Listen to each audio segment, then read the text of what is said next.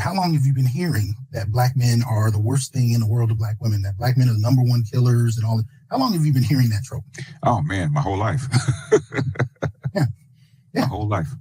But if we go to 2003, which is the first year they reported on this, talking about 57 people. Yeah. More black men died of the flu than from black men killing them. And when you combine both numbers for black male victims and black female victims, what are we talking about here? About 79 people? That's out of 43 to 46 million. I can't remember which one it is now. 46 million black folk. Yeah. We're talking about 79 people. So when my sociologist friend said you got a better chance of being struck by lightning than being killed by an intimate partner. Yeah, you do.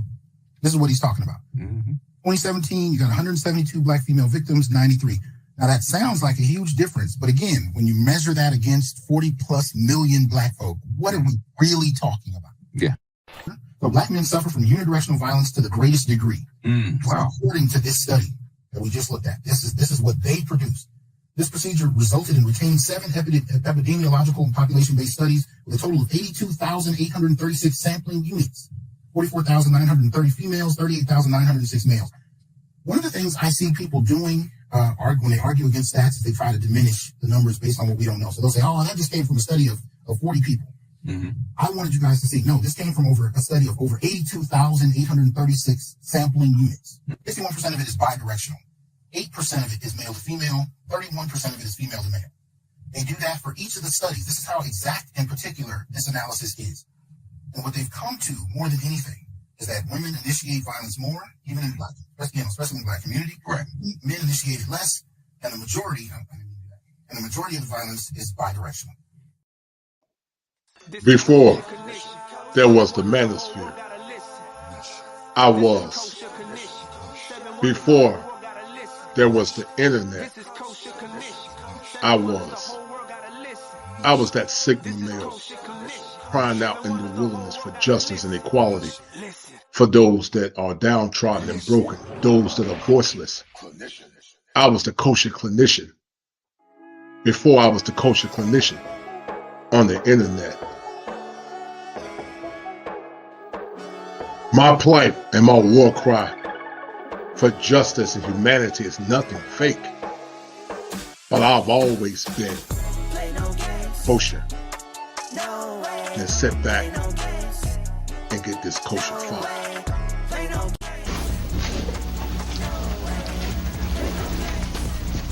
Hello everyone. Is there equality in America, fact or fantasy? First of all, I would like to salute all fellow human beings and most graciously those who are beacons of light for justice and righteousness. To vocally explain the tenets of equality, fact or fantasy, I must begin with the combination of 2 alphabets, I and F, which spells there's no respect of person, but gives protection to all of them that fear him. So therefore I ask you this profound and non-scholastic question. If there was equality in America, will I be standing here today? You decide, fact or fantasy. All right. This is Kosher Condition. 7 wonders the whole world gotta listen. This is Kosher Condition. 7 wonders the whole world gotta listen. This is Kosher Condition. It's a hard thing to admit, but it's understandable why they would choose to go their own way. And that's what's scary, is there's actually a rational reason why they would do that. Men going their own way. And you can think what you want about it, but this is a really big problem for women, for us, for our future, for families, for you to find a partner. If a population of good men are walking away because they're fed up with women.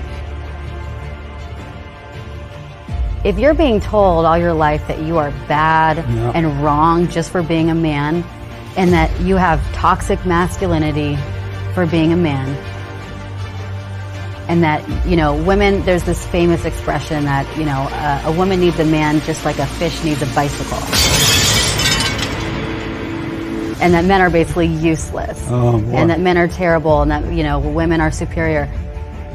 Our society is very callous towards men. The only message most men hear in the world is that they're a bumbling buffoon. The TV shows are full of idiot men. Commercials show men as buffoons. The society is against them. All they hear about is what idiots men are. mass of women that are taking over the culture and representing women. They're loud. They're mean. They say they want equality. Why are they not protesting in the streets for the changing the laws for alimony or child support or child custody? Because they don't want equality. They want superiority. The male gender has more of a slave state, and it's because men are now subjugated to the law and to women, and nobody really believes it except the men who go through, say, the court. But most men think that they're exempt from that until they end up in a bad situation. So for a lot of the men, and a lot of them have gotten screwed over in terrible relationships and divorces and gotten their kids taken away from them. So it's an understandable response. In the United States of America, as a man, you can't speak up. I think most women tend to be I'm stereotyping, but they tend to be more collectivist. They tend to sort of be more in that socialist mindset. So I don't know that you're going to see a huge change. I think the change will have to come from men. The lives of women will not change until the men get the opportunity to also examine and define and change their lives. In many ways, I sometimes think that the 20th century was the century where the women made all these massive changes, and the 21st century will be the changes that the men will make, partly in adaptation to the changes that the women have done. And those men are doing something about it. They're saying, you know what, I'm done with this.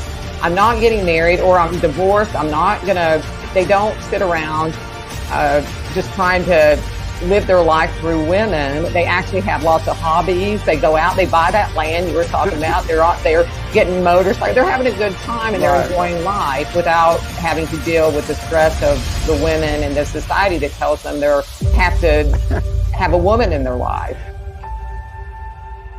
How would you feel? I mean, you're not going to feel that attracted to a woman or care to be loving towards her or romantic towards her. So this men going their own way is a reaction to that. I really think it's a rational reaction to that. Men are finally like, hey, we've given you all you want. You know, you are equal in every way, and then you're still shaming us.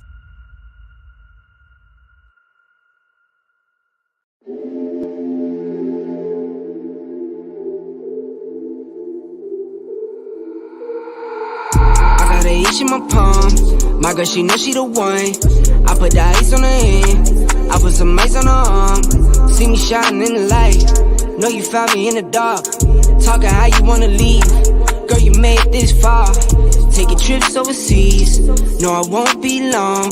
We came up from the weeds. Now it's top floor. All these big guests on the wrist. VVS is on the neck. Make it spin and I don't stress. When I make it stretch. Double back to back then. Down broke, now we rich. Spend it on a let it spin. Down with me to the end. That my best friend. That my best friend. That my best friend. I'ma spend it on her cause she all mine. Spend it on a challenge cause she all mine. There for my first cake, then we hit on a cake. $500,000 on the way, then $1 million on the way. Eating good full plates, eating good say grace. Eat her up, get thanks. She got cake birthday. I can't waste no way, I can't waste no play. My girl, whoa, whoa, something like the baddest chick. My girl, whoa, whoa, came up from the rags to rich. Hit the road running, I had to tell her I had to get it. She understood, but she spoiled, so when she get mad, she dip. All these big guests on her wrist, VVS is on her neck. Make it spin and I don't stress. When I make it stretch. Double back to back then. Down broke, now we rich. Spend it on a let it spin. Down with me to the end. That my best friend. That my best friend. That my best friend. I'ma spend it on her cause she all mine. Spend it on a challenge cause she all mine. All these big guests on her wrist, VVS is on her neck. Make it spin and I don't stress. When I make it stretch. Double back to back then. Down broke, now we rich. Spend it on a let it spin. Down with me to the end. That my best friend. That my best friend. That my best friend. I'ma spend it on her cause she all mine. All these big guests on her wrist, VVS is on her neck. Make it spin on a challenge, cause she all mine. That my best friend. That my best friend. That my best friend.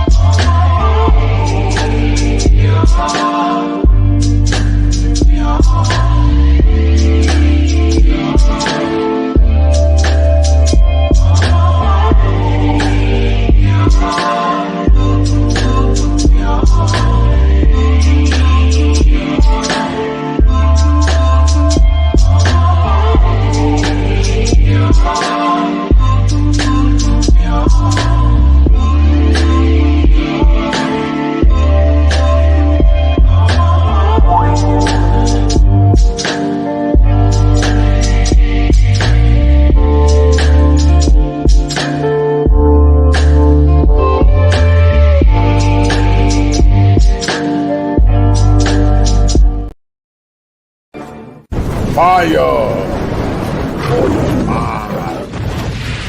Culture Clinician. If it ain't seven, it ain't culture. Heaven and hell, that's what they told you. Real men put the strap down and we can toss them. Young heads picking back up and young dolphins. This is our culture. Now we talking kosher. Clinician, masculinity issues. Absent fathers who miss you. Mama drama don't kiss you. All a part of the ritual. This is how they get you. Separate the men, women, clipping babies pretend to. Damn. Lovers, haters, acting like vultures. If it ain't seven, it ain't kosher. If it ain't kosher, ain't right, gotta divorce us. If it ain't seven, it ain't kosher. If it ain't kosher, ain't right, gotta divorce us. If it ain't seven, it ain't kosher. If it ain't kosher, ain't right, gotta divorce us. This is kosher condition. 7 wonders, the whole world gotta listen. This is kosher condition. 7 wonders, the whole world gotta listen. This is kosher condition. 7 wonders, the whole world gotta listen. This is kosher condition. 7 wonders, the whole world gotta listen. Listen. Listen. All right, guys, we're about to get into it on tonight, and thank you for the 12 that are tuning in. Please share this stream on tonight, as we're going to be talking about the importance of male advocacy and also the importance of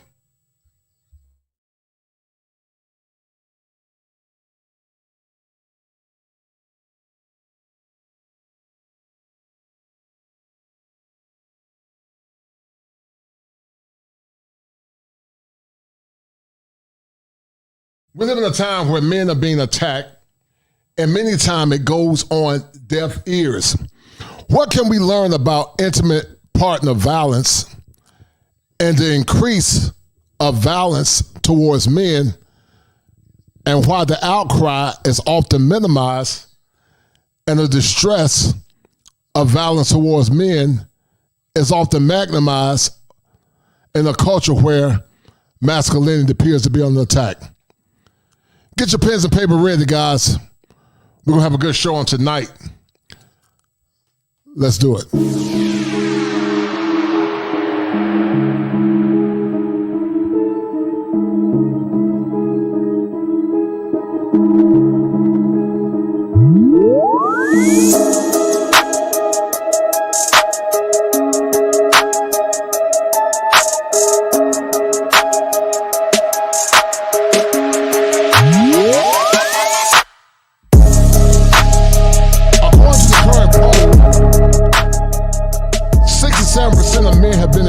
By violent women.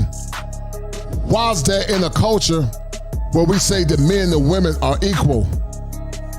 What say you?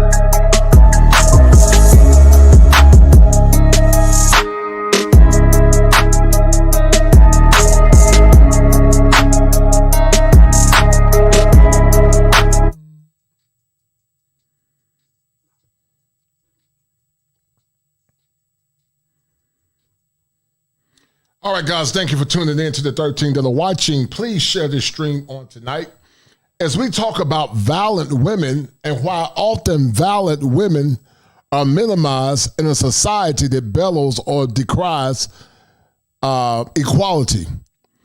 According to the current polls, based on what you men are more or less added to the vote, many of you men have been victims of intimate partner violence. And we're going to look at the stats, we're going to look at case studies, and we're going to form an analysis about the myths associated with intimate partner violence, assess a more or less a cost towards men. So guys, get your pens and paper ready. Let's have a powerful discussion on tonight. I won't be with you guys for long on tonight. Thank you to the 13 that are tuning in. But let's look at the evidence, guys, about intimate partner violence and how it impacts the well-being of men and women in relationships. All right, guys. Let me look at this ticker, guys. And so I wanted to do this, guys, as a segue to the show that I did last week. And the purpose of that is that many times our boys are conditioned to not retaliate physically towards a woman. Many times in practice, I've heard women say, and I've heard boys say that I was taught not to hit a woman. But I'm a firm believer that intimate partner violence among the sexes, whether it be male or female, is equally wrong. A man shouldn't put his hands on a woman, and a woman shouldn't put her hands on a man. She should have the proper wherewithal and the proper emotional IQ to keep her hands to herself. Because if you hit a man, some men will not more or less hold restraint. Some men might take your life or hurt you severely. But we live in a world now where women have become so masculine that they think it's important or they think it's appropriate to put their hands on a man. And when you hit a man, you are impacting his mental wellness and mental health, no different than a man putting his hands on a woman. But sadly, guys, it's become the norm for some to mock at men when they're getting physically abused. They often use stats to say, you know, men are deleting other women at a high rate, which in essence appears to be a victim mindset. Because according to this Harvard study, intimate partner violence is bidirectional. It's something that happens between men and women. But sadly, many times, guys, the struggles of men are minimized. And the struggles of our women or women in general are magnified. And so once again, guys, what can we learn about this social issue that needs to be addressed at a higher level? But sadly, in this world, when it comes down to men's rights are often minimized. Men's rights are never given the credence of the struggles of women. And if we're going to form a more perfect union among men and women, not only should we be cognizant of how physical and domestic abuse impact men, but also how it impact intimate partner relationships. Men need love, men need respect, and men need to be healthy. But we know and understand that in this country, in the world that we live in, men are not going to get the respect that they deserve. And so to the women that have consistently attacked men mentally or physically, if that man responds to you in a level that you didn't think, then I'll say, woe be unto you. Because we live in a world where some women have been conditioned to put their hand on men and not expect retaliation. And that's ludicrous, but also is very abusive. It's physical abuse, and also it's emotional abuse. But we're going to get into it, guys, based on what Dr. T.S. Johnson done. Shout out to Dr. T.S. Johnson. Shout out to him. And we're going to look at this clip that Dr. Johnson did. And we're going to look at the whole concept behind intimate partner violence. So tight. So Dr. Johnson did a great job compiling this study. Shout out to Dr. T.S. Johnson, fair use. And he's talking about intimate partner violence because intimate partner violence is bidirectional. Bidirectional means it impacts men and women. But many times in America, it's minimized and men are often castigated or painted in a negative light. So listen. The worst thing in the world of black women, that black men are the number one killers and all that. How long have you been hearing that trope? Oh, man, my whole life. Yeah. My whole life. But if we go to 2003, which is the first year they reported on this, talking about 57 people. Yeah. More black women died of the flu than from black men killing them. More women died from the flu, guys, than from black men killing them. But once again, guys, the struggles and the pain of men are often minimized. It's often more or less not given the same level of scrutiny that women get. And many times men just deal with it because they've been conditioned in a matriarchal culture not to have any inherent value or worth. Therefore, they don't say anything, they just take it. But you should never allow a woman to put her hands on you because some will laugh satirically, equal rights, equal lefts, because every man is not going to allow a woman to put his hands on him. And I'm convinced that in other cultures, if a woman get in a man's face, if she put her hands on him, she could lose her life. But you guys going to see on full display on tonight how intimate partner violence towards men has increased. And all the studies that more or less talk about men and women, and men are deleting women at a high rate, well, listen, in my opinion, that's an over-aggrandizement due to victimhood. Do men delete women? Yes, but it's endemic in all ethnic groups. And to the level that we're talking about, is it exaggerated? If we had somebody to break down the data and the statistics. So I need you guys to listen. Hold tight. And when you combine both numbers for black male victims and black female victims, what are we talking about here? About 79 people? That's out of 43 to 46 million. I can't remember which one it is now. 46 million black folk. We're talking about 79 people. Okay, so when my sociologist friend said you got a better chance of being struck by lightning than being killed by an intimate partner. Yeah, you do. This is what he's talking about.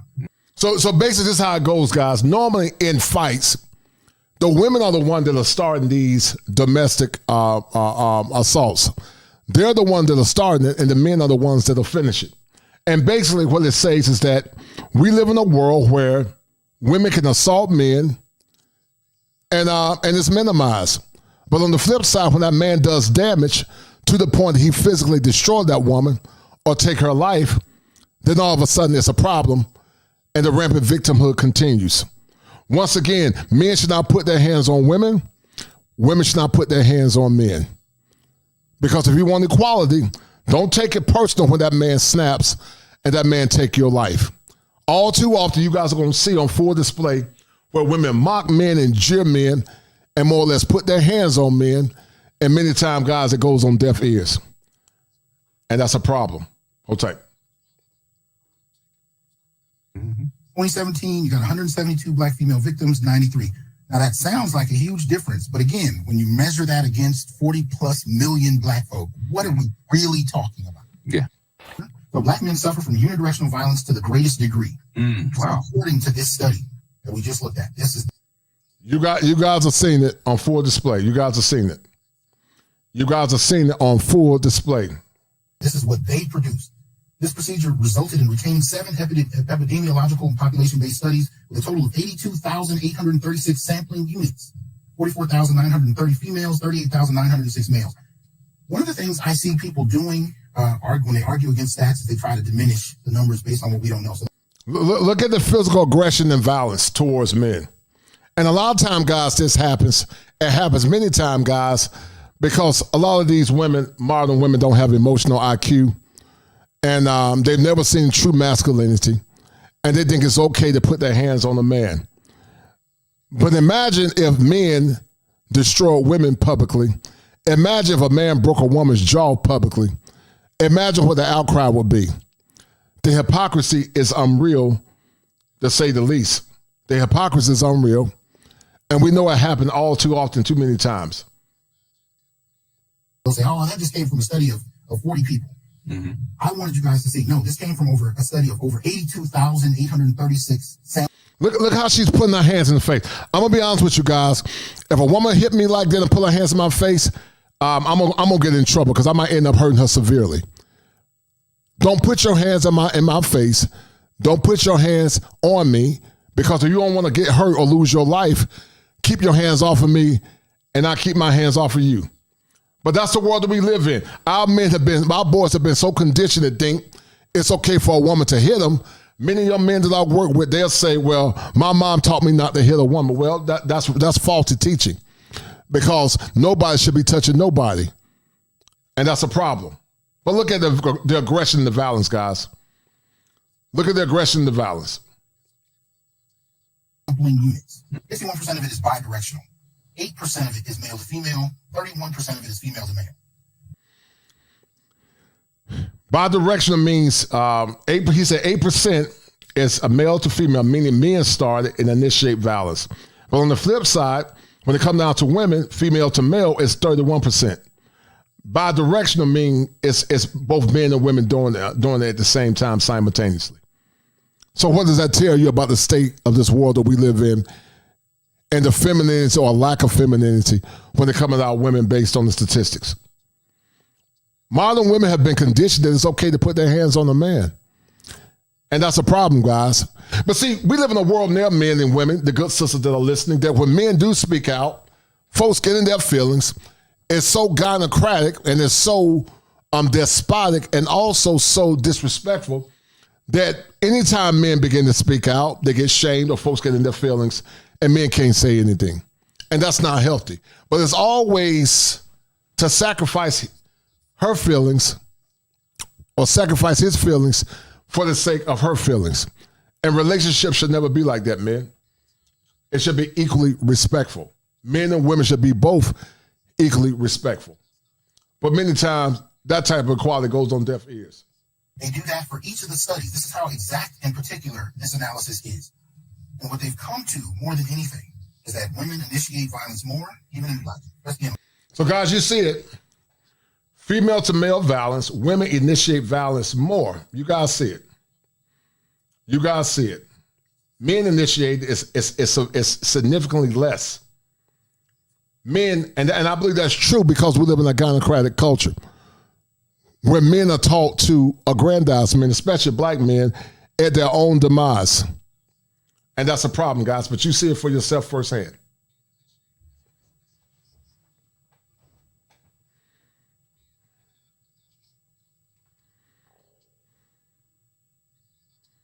Especially in the black community, right?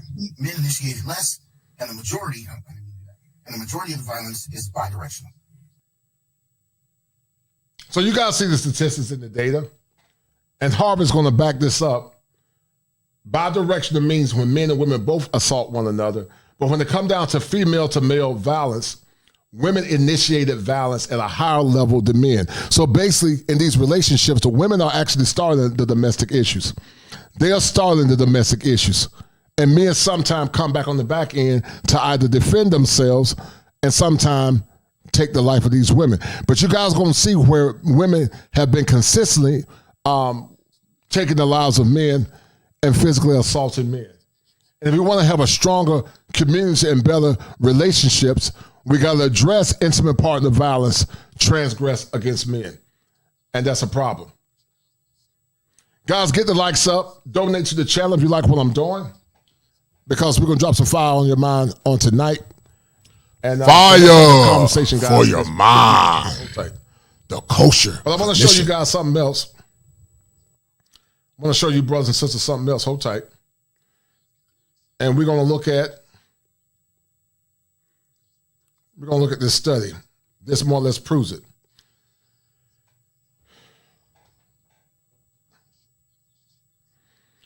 So 7% of women are admittedly the perpetrators of non-reciprocally violent relationships. So it basically means that women are starting these violent issues with men.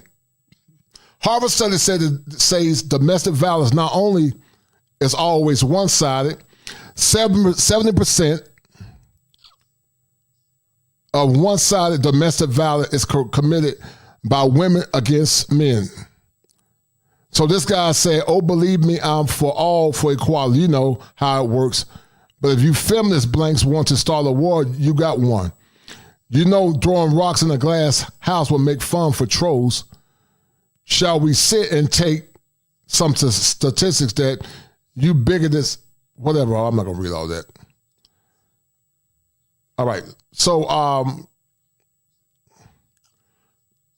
a recent Harvard medical study conducted a survey of 11,000 men and women and found that 50% of violence was reciprocal, meaning the man hit the woman hit the man, not that men historically are starting these initiations and putting their hands on women. Both men and women took responsibility for being equally violent in the heat of passion. The Harvard study found that when violence was one-sided, meaning unprovoked, now that's bidirectional. But when it's not provoked, meaning the woman put her hands on the man, women themselves who took the study said that 7% of the time, it was the woman who committed violence against men. What does that say, gentlemen? When we live in a world where men are getting physically abused and nothing happens, and many times it's minimized. But imagine if 7% of the domestic issues between men and women is being initiated by men. Imagine that. But you would think that conversely, that is to the contrary. Another study by the American Psychiatric Association that backs the Harvard Medical School study was published by Joanne R. Hart-Trickle, who says when it comes down to non-reciprocal violence between intimate partners, women are more the perpetrators. So basically, women are starting these violent relationships and putting their hands on men. They're the ones that starting it, guys. It's not the men, but the women are starting it. And that's a problem as we have issues between the sexes. Men shouldn't put their hands on women, and women should not put their hands on men. But some of you men have dealt with or done with invalid relationships, and it's a problem. Shout out to my dear friend, Dallas D. How you doing, dear? Dallas, if you want to, you can pop through at some point later tonight, Dallas, and add to the conversation. But shout out to Dallas D for the 20 spot. She said, just showing support for the channel. Thank you, dear. I really appreciate it. And Dallas D, because of your love, you, Dallas D, are the #1 sponsor of this stream. Thank you, dear. Appreciate it.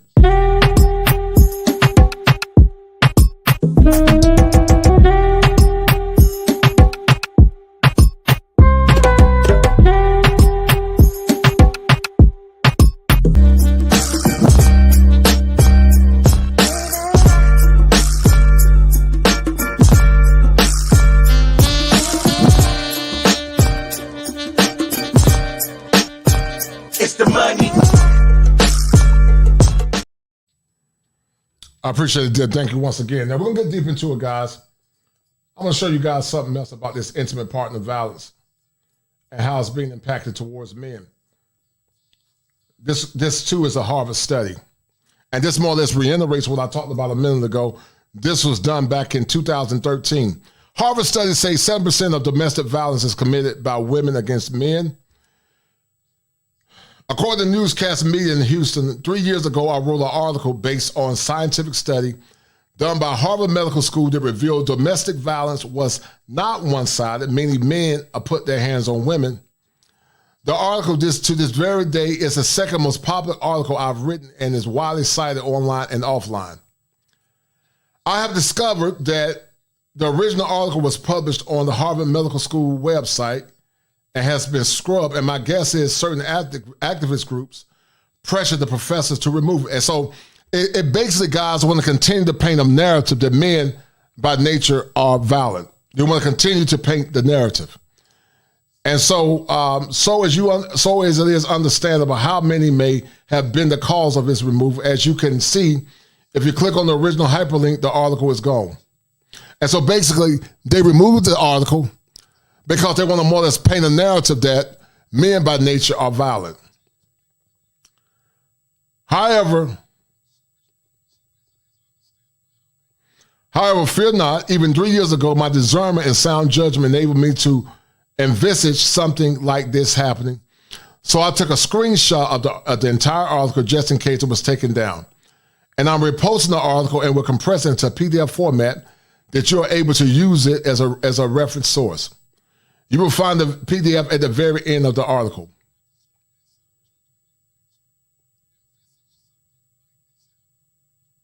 So let me see what they're talking about.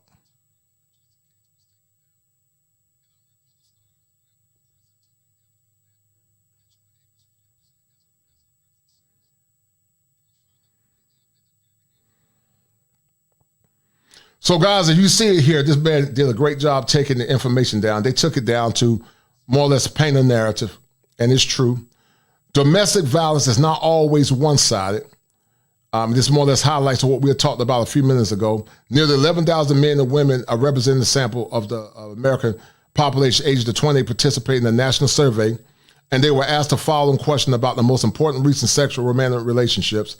How often in the past have you been threatened by your partner with violence, pushed him or her, thrown something at him or her that could hurt, and how often that your partner has done that to you?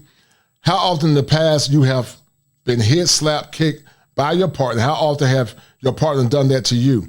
If there has been any violence in your relationship, how often has either partner suffered an injury, such as a sprain, bruise, or cut? Now listen, here's where it gets very compelling.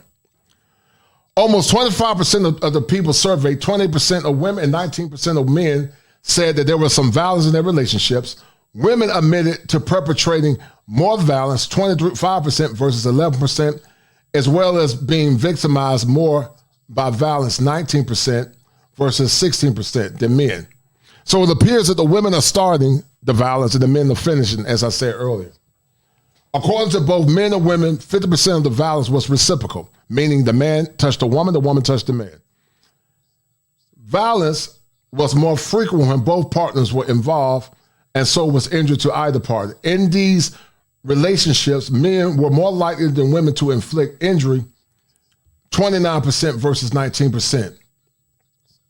But when violence was one-sided, once again, when the woman initiated, meaning both women and men said that women were the perpetrators about 7% of the time, and men were more likely to be injured in reciprocally violent relationships, 25% than were women when the violence was one-sided. So basically, when men are being hit, the women are more aggressive towards the men, meaning the men are getting hurt more. That means that both men and women agreed that men were not more responsible than women for intimate partner violence. The findings cannot be explained by men being ashamed to admit it. The findings cannot be explained by men being ashamed to admit hitting women, because women agree with men on this point. And you guys see, it was copyrighted by Harvard Health Publications. And but historically, men have been minimized to say that men are doing it, and that's a problem. But you guys are going to see it. You guys are going to see it. You're going to see it, guys. We're going to get deep into it. Because intimate partner violence is serious, and it's unfortunate. Because once again, nobody should be touching anybody. Men shouldn't touch women, and women should not touch men. It's not appropriate for women to touch men or men to touch women. But many times in society, guys, when it comes down to men and their rights, the rights of men is minimized. So I'm going to show you guys something. And I'm going to show you guys from a bowling ball incident. And this was an incident that happened, guys, a while ago. But I want to more or less respond to it. Her name was Brittany Cagle. And Brittany Cagle violently assaulted this man. And look at the minimization of this woman's bad behavior. Hold tight.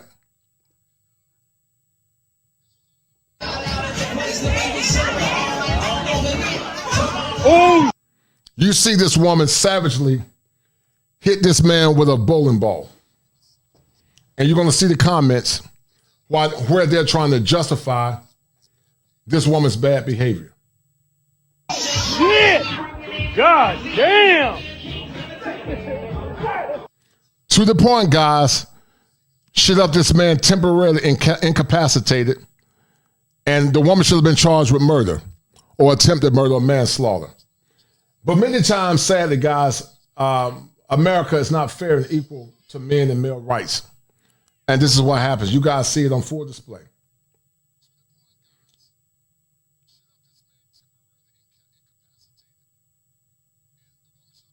Now look at how this woman tried to minimize it. Number one, want to say, why is this grown man chest to chest with a woman? Look at her minimizing what this woman did. I don't care if he was chest to chest with her. It doesn't justify you hitting that man in the head with a bowling ball, because there was no incident where that woman's life was in danger. They just want to say she's wrong. Yes, she was, but he is all up on her in the way. Look at her trying to minimize it. One guy said, say that to the judge. See how that works out for you. Man or woman, this is wrong. I agree.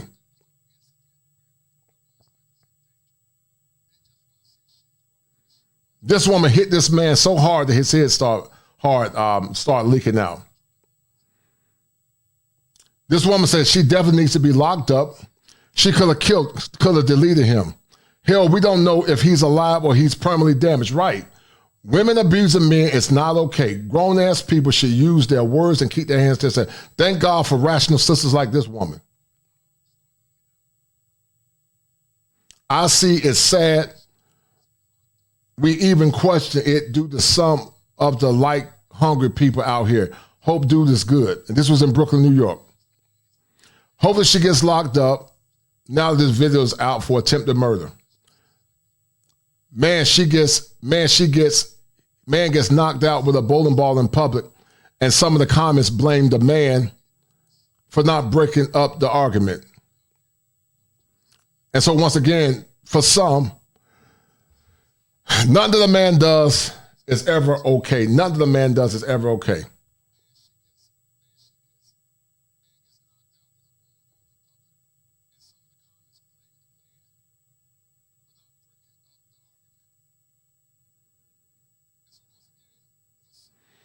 Look at this person.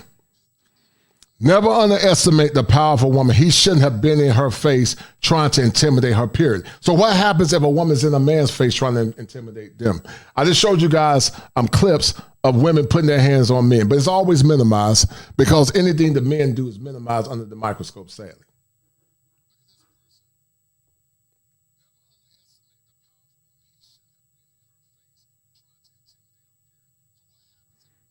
So this person responds, should you get knocked out the next time when you're in a man's face? Someone else said, how did you know she didn't walk up on him shaking my head? Wrong is wrong. No one deserved this. However, it's not the other way around. I'm glad it's not the other way around. Else you start hearing stuff like men need therapy. Who needs therapy now? So she admitted like she was minimizing and mocking it.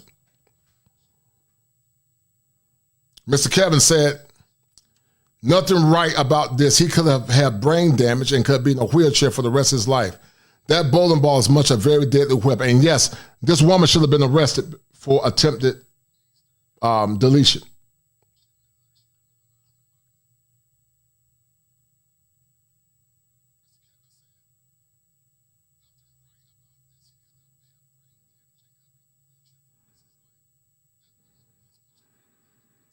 Someone else said, if it was her stepping to him chest to chest and he hit her with a bowling ball, would you be asking the same question? And once again, guys, if this woman was a feminine woman, she would have never been in the face of a man in the first place.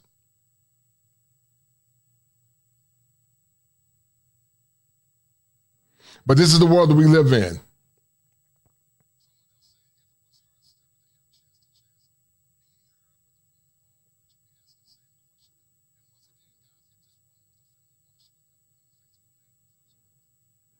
And someone said, looking for the black woman most unprotected comments. And so basically men are saying, who are protecting the rights of men? Young men that get assaulted mentally and physically. And that's a problem once again, guys. It's a problem and it's something that needs to be addressed. Keep listening. That nigga sleep. Hit that strike. Roll it. Roll the strike. And instead of her consoling the man, she is mocking the man and rolling the bowling pin anyway. Look how masculine and ignorant this woman is. That nigga sleep is over. Oh!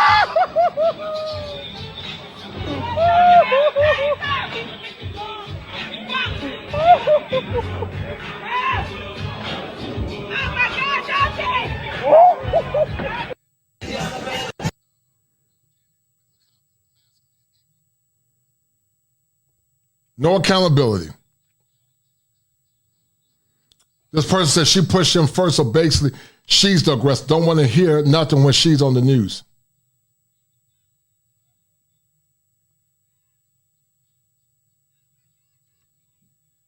And you guys see the comments once again. But this is the world that we live in, guys, when it comes down to masculine women. Because a feminine woman would have never gotten a man's face. She would have had a level of decorum and respect for that man. But this is the world that we live in, guys, sadly. This is the world that we live in, sadly. We minimize the rights of men and we magnify the rights of women sometimes. It's sad because, as I said earlier, no one should put their hands on nobody. Hold tight. The next case I want to talk about, guys, I want to talk about another lady that took the life or deleted a man, and you guys want to see the incessant violence perpetuated towards men. Hold tight.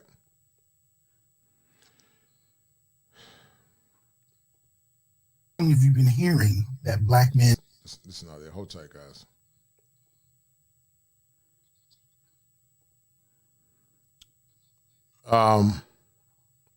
So this woman, I got this from Dallas D. Shout out to Dallas D. I got this from Dallas D.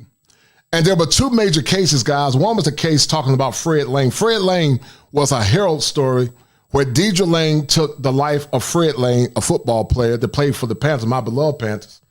But before we get into that, which was a bigger story, you guys are seeing on 2 cases where either men were violently assaulted or men lost their lives. And I'm going to pull this up and let you guys see it. Hold tight. I got this from Dallas D. So shout out to that sister. Hold tight.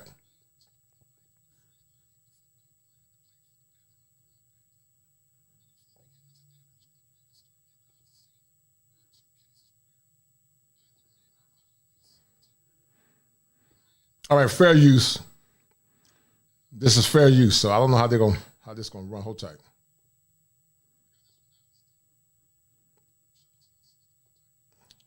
Wrong thing. Hold on. All right, here we go. See that shit. So this is the story that I saw where this woman is waving a firearm, and you can see the man is in terror and in tremble. He's trembling to some degree. But guys, look at this. This woman got a handgun pointed towards this man. They could potentially have this man traumatized and dealing with post-traumatic stress. But let that have been a man putting a gun towards a woman, sadly. What do you think would have happened? You see that hole in the motherfucking ceiling right there? That's the first shot. The second one, I won't fucking miss. I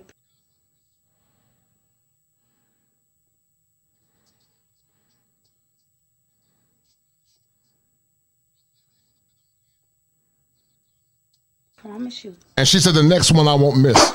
Try me. Look at that. I won't miss. I promise you. I promise you. I promise you. I won't miss. I will not fucking miss. I won't.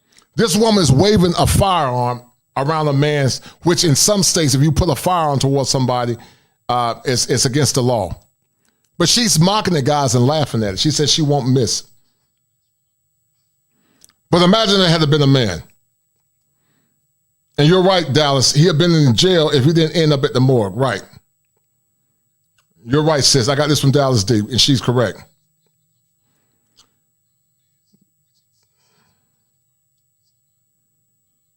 You're right, Jim. I agree with you 1,000%, brother.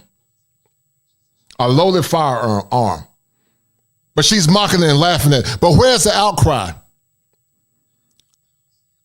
Where's the outcry? Where's the distress and disdain upon a loaded firearm towards a man and putting that man's life in danger? But they're laughing. Don't miss at all. I will not miss. I don't give a fuck, nigga. You think I give a fuck? I don't care. Look at her nudging him and mocking him and putting guns to his face, being all masculine. But see, a day is going to come where some of these masculine women are going to learn the hard way. They're going to learn that you can't put your hands on a man. You can't get in the man's face because every man is not going to tolerate that level of disrespect. But look at how masculine she is, guys. Look how masculine and disrespectful she is.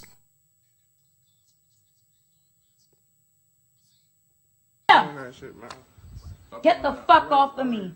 I don't care. Let all you motherfucking hoes know you in a motherfucking relationship now. This woman's pointing a loaded gun to this man's head.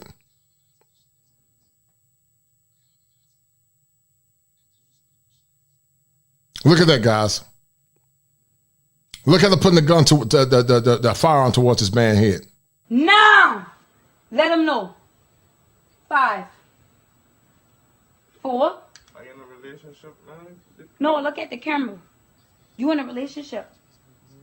Are you in a relationship? And guys, look at all the laughing emojis.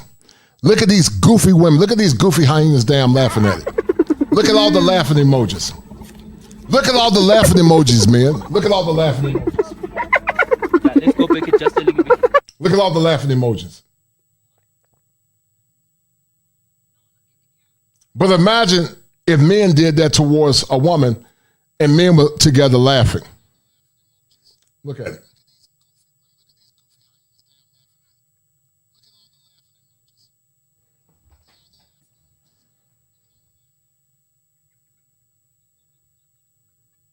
The hyenas think it's funny until a masculine lion is strong. But some of you women that put your hands on men gonna learn the hard way. Because some of you might end up losing your life. Some men are not going to tolerate that damn kind of level of disrespect. And men, you're seeing it on full display, the level of disrespect that some of these women have towards you. Right. Your life is on the line. This is the story of Fred Lang.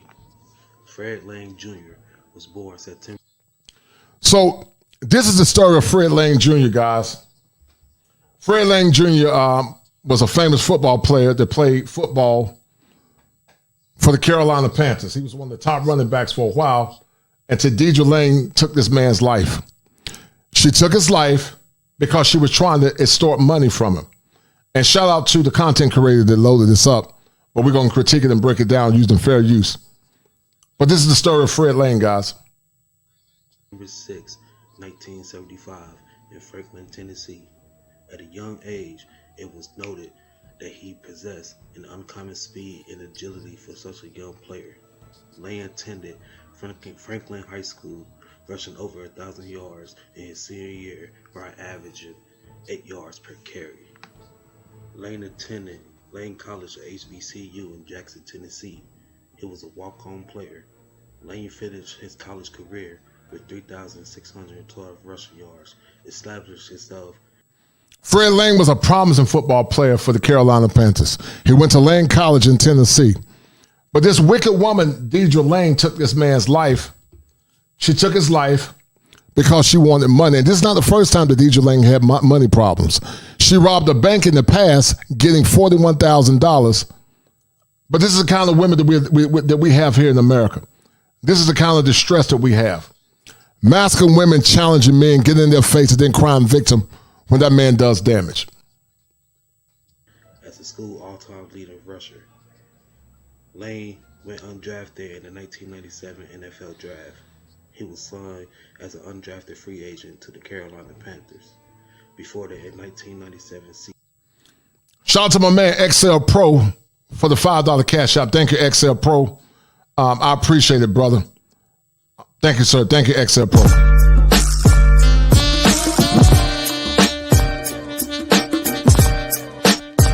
It's the money.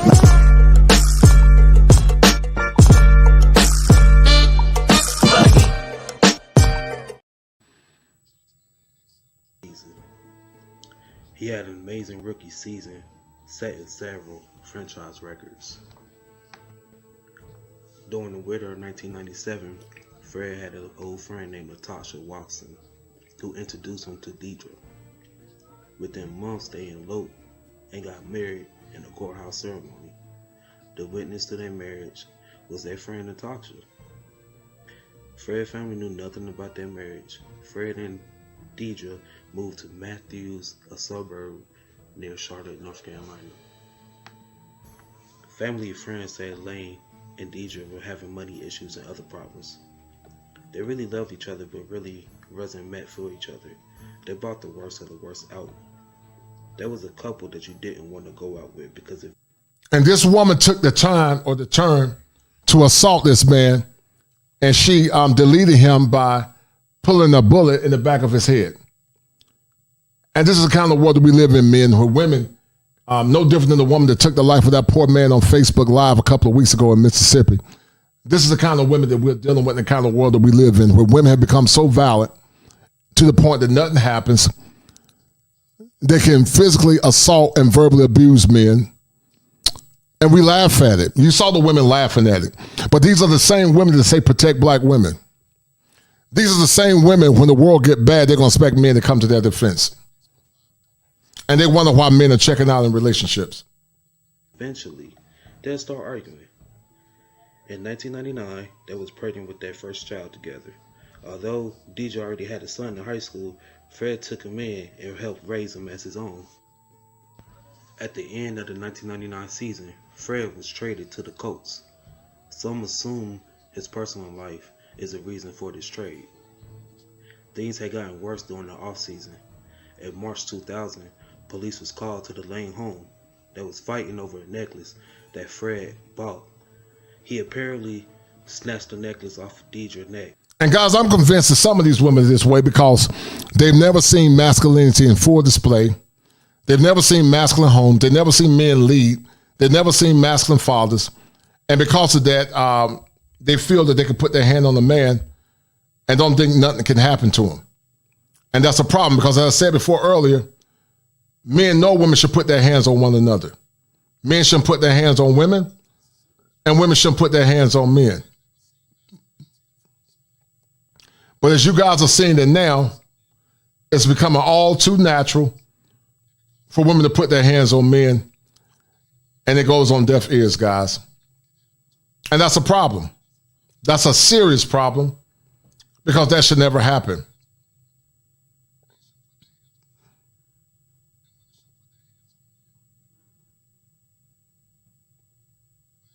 Scratching her in the process. She chose not to press charges. 4 months later, the police will be back. On July 6, 2000, Fred Lane Sr. said his son was returning from his hometown in Tennessee to North Carolina. Deidre Lane claimed he had came home angry and he had choked her and hit her on the side of the face. She had shot and killed him. His keys were still in the lock and he had been shot twice. Once in the chest, the other in the back of the head. She practically blew off the side of his head with a 12-gauge shotgun at point-blank range. At first, by looking in, you would think it was a case of self-defense. But as police began looking deeper into her past, they soon realized she is not as innocent as she claims. Prosecutors at her sentence described Deidre Lane as an abusive woman who killed her husband for insurance money. Defense attorneys called her a battered wife who killed in self-defense. She was sentenced to 7 years and 11 months, ruling her actions premeditated. Fred Lane Sr. said Deidre had fired a shot through a wall at their homes 2 weeks. So this was basically premeditated deletion. This was premeditated deletion. Deidre Lane took the life of Fred Lane, a promising running back for the Carolina Panthers. I remember this vividly back in the early 2000s. And she was only given 7 years and 11 months for taking a man's life. And this woman had previously fired a shot through their home 2 weeks prior. But a woman gets only 7 years for deleting a man's life, for taking this man's life. But we minimize, and this happened over 20 years ago, almost 20 years ago. Over 20 years ago. But it was minimized. It was swept under the rug. But you wonder why so many men, some men have animus based on the maltreatment from prior girlfriends, wives, and sadly, sometimes mothers. Before she had killed him. He was 24 years old. Rest in peace, King.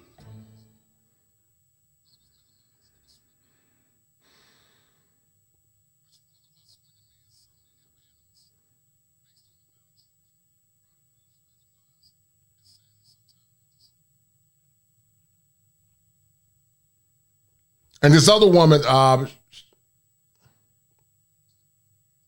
only 24 years old. Only 24 years old, guys. Only 24 years old. This person lost their life. Only 24 years old.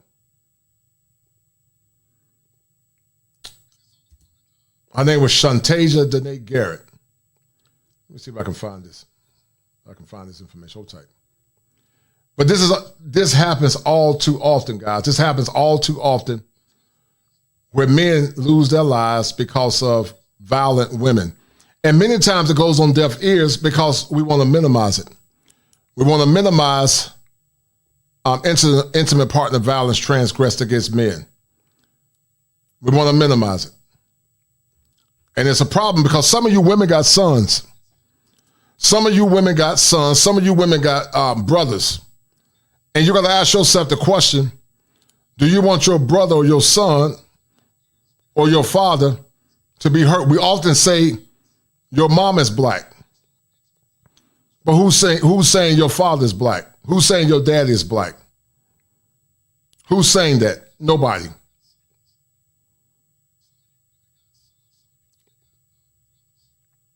Because we continue to minimize the struggles of what men are going through and the struggles that men deal with. We continue to minimize it. All right. This woman's name was Shantasia Garrett, and she took the life of her boyfriend. Let me see if I can find this. We can read this thing real quick. Hold on. Shout out to my man Top Gun. Top Gun said they birthed the On My Mama song. Yeah, I agree with you, Top Gun, 1,000%, brother. And that's a deal, right? You're right. That's a deal. And it's sad. That's a bet, right? That's a deal, right? That's a deal, right? Got 5 on it. Okay, here it goes. Hold tight.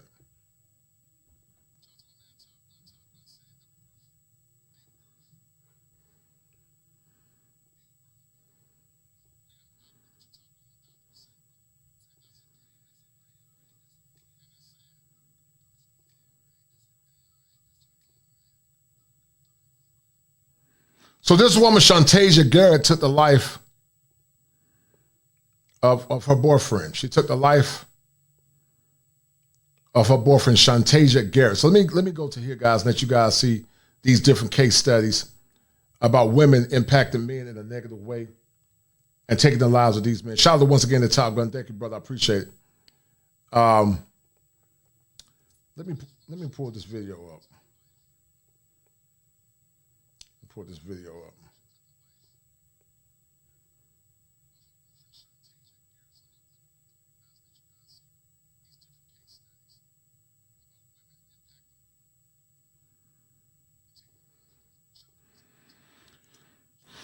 All right, so this woman was a Beaumont, Texas woman. Law enforcement released a mugshot of a woman charged with deletion in Orange County. Her name was Shantasia Garrett. So let's look at it real quick. Hold tight. We've helped millions of creators improve their SEO to grow their YouTube channels. TubeBuddy is a platform that helps you save time, get more views, and do more on YouTube. Wow, that is... And tonight, we have our first look at Shantasia Garrett, arrested and charged with murder after a shooting Saturday in Orange. Orange police found that victim, whose name has not yet been released, lying on West Church Street in Orange after a 911 call. Garrett now sits in the Orange County Jail. She's facing $1 million bond. We've helped millions of creators improve their SEO to grow their YouTube channels. TubeBuddy is a platform that helps you save time, get more views, and do more on YouTube. Wow, that is exactly what I need. Oh, want to put your thumbnail ideas to the test? A/B testing is the way to find out which one works best. And don't get us started on our bulk editing features that will save you even more time. And guys, once again, this is something that happens all too often. This happens all too often in relationships, and many times it's minimized, to say the least. And it's unfortunate. Because sometimes, guys, these deletions are unprovoked, actually Beaumont Animal Care, and these deletions are often minimized. It's unprovoked many times, and many times it's minimized. So what do you guys think about intimate partner violence? What do you guys think about it? What do you guys think about how there's a percentage of women complicit in deleting men and also physically attacking men? And why many times when it comes down to the woman, nothing happens, or people find a way to justify the bad behavior. And we wonder why so many men are frustrated. We wonder why so many men are frustrated, guys. We wonder why so many are frustrated.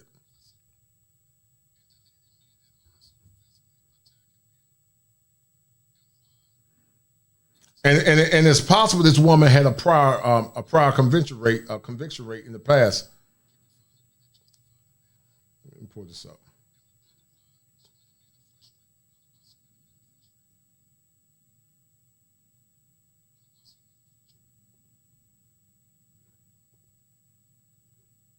All right, let's look at this. This gives a little bit more detail. Shantasia Garrett, hold tight. Just a quick word from our sponsor. Never forget that the best way to relax in the middle of rush hour traffic is to have your Mickey D's breakfast sandwich riding shotgun. So just pull over and enjoy the sweet reminder that there is no better passenger for this ride. Breakfast bagels are back. Now, you can enjoy a steak, egg, and cheese bagel, sausage, egg, and cheese bagel, and bacon, egg, and cheese bagel. Only at McDonald's. Ba-da-ba-ba-ba.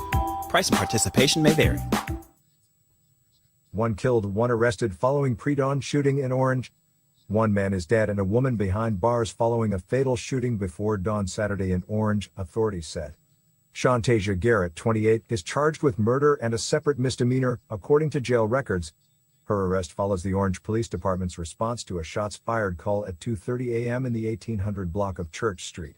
Officers arrived on scene and located a male lying in the roadway suffering from a gunshot wound, a release from the police department said. The male was transported to St. Elizabeth's Hospital in Beaumont, where he was later pronounced deceased. Police said Garrett was arrested during the investigation. The identity of the victim will not be released, pending next of kin notification, police said. Just a quick word from our sponsor. So this proves that not only are women complicit in domestic violence, so are men. But I'm going to drop the link, guys, for a few. You guys want to come up and add to the conversation. The increase of violent women or intimate partner violence against men. The link has been dropped, guys. If you come in, I got to see your face. You got to cam up. Call in. Let's have a conversation. And that's a problem, guys. It is a problem when this happens. The link has been dropped. Men or women, y'all want to come through and have a conversation talking about what laws should be passed. Men, if you've been impacted in the past by domestic issues, feel free to cam up and tell your story and how it's impacted you in a negative way. The link has been dropped. If you guys want to come through and have a conversation about violent women, the violent women that you dealt with, because we know it happened all too often. And sadly, what are we going to do? What are we going to do? What are we going to do in a situation like this? What are we going to do? Because it's a problem that we have, and it's a problem that needs to be addressed. It's a problem that needs to be addressed.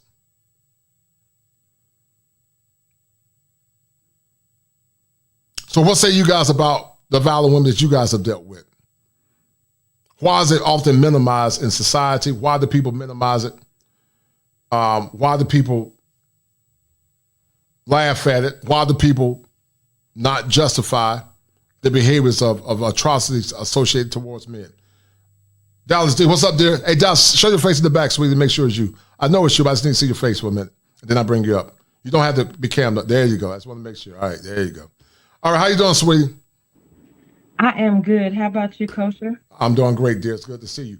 Dallas, what do you think about this conversation about this violence towards men and why many times it often goes on deaf ears?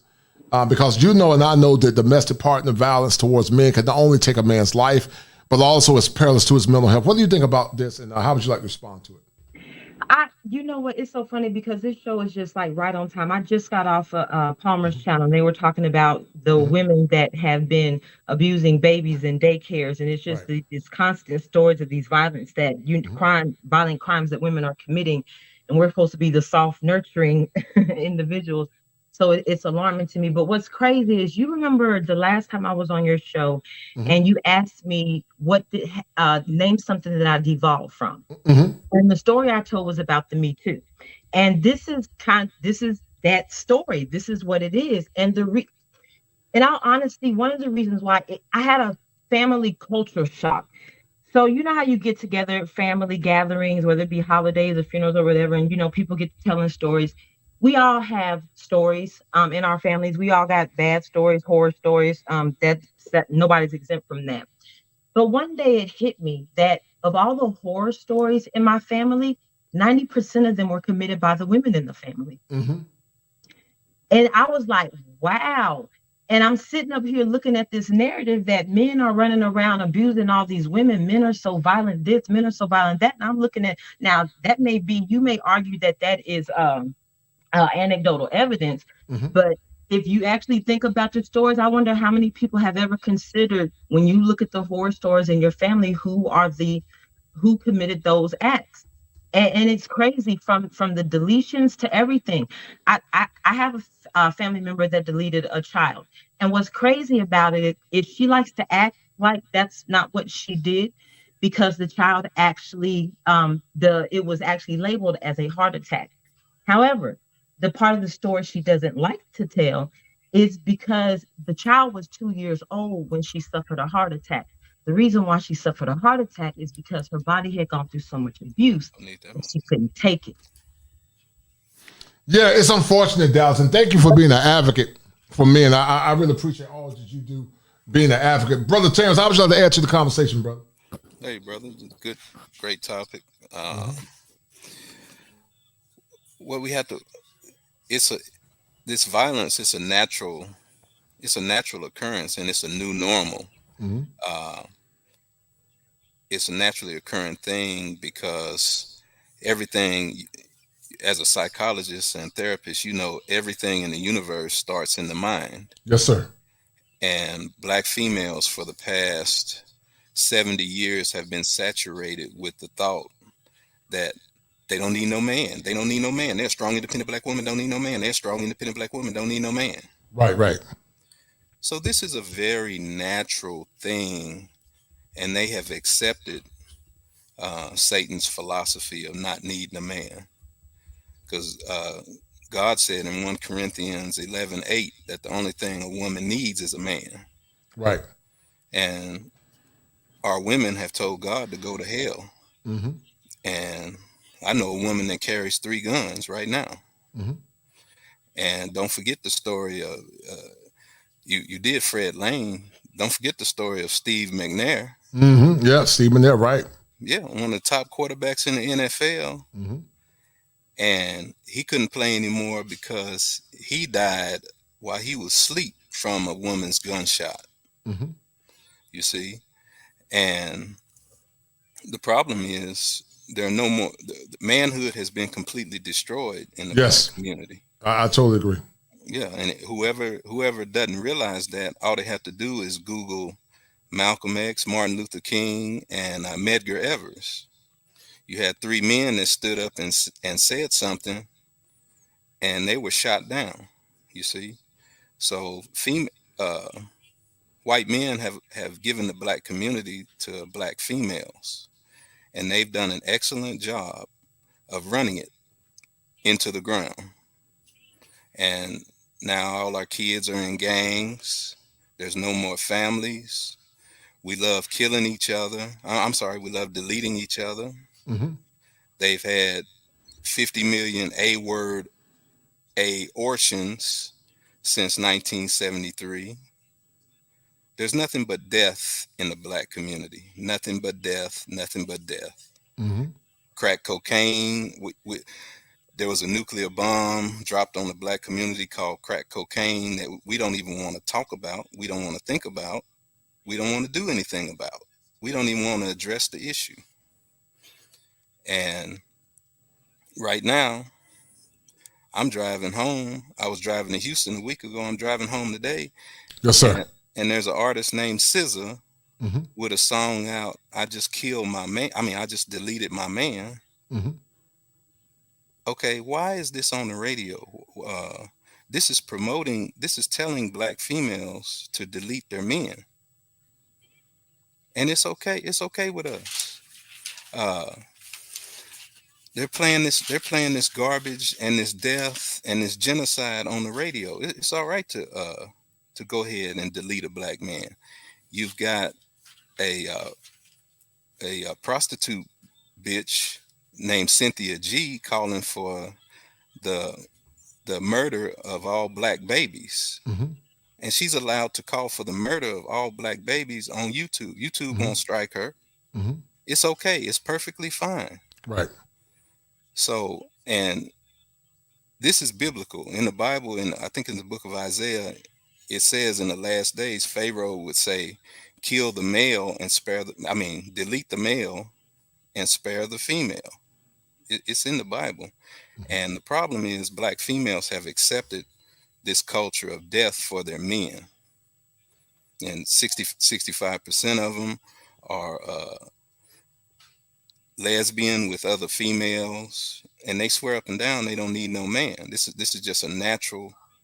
And when you don't need a man, that means you can delete him whenever you feel like it. Right, And that's a natural progression. Right.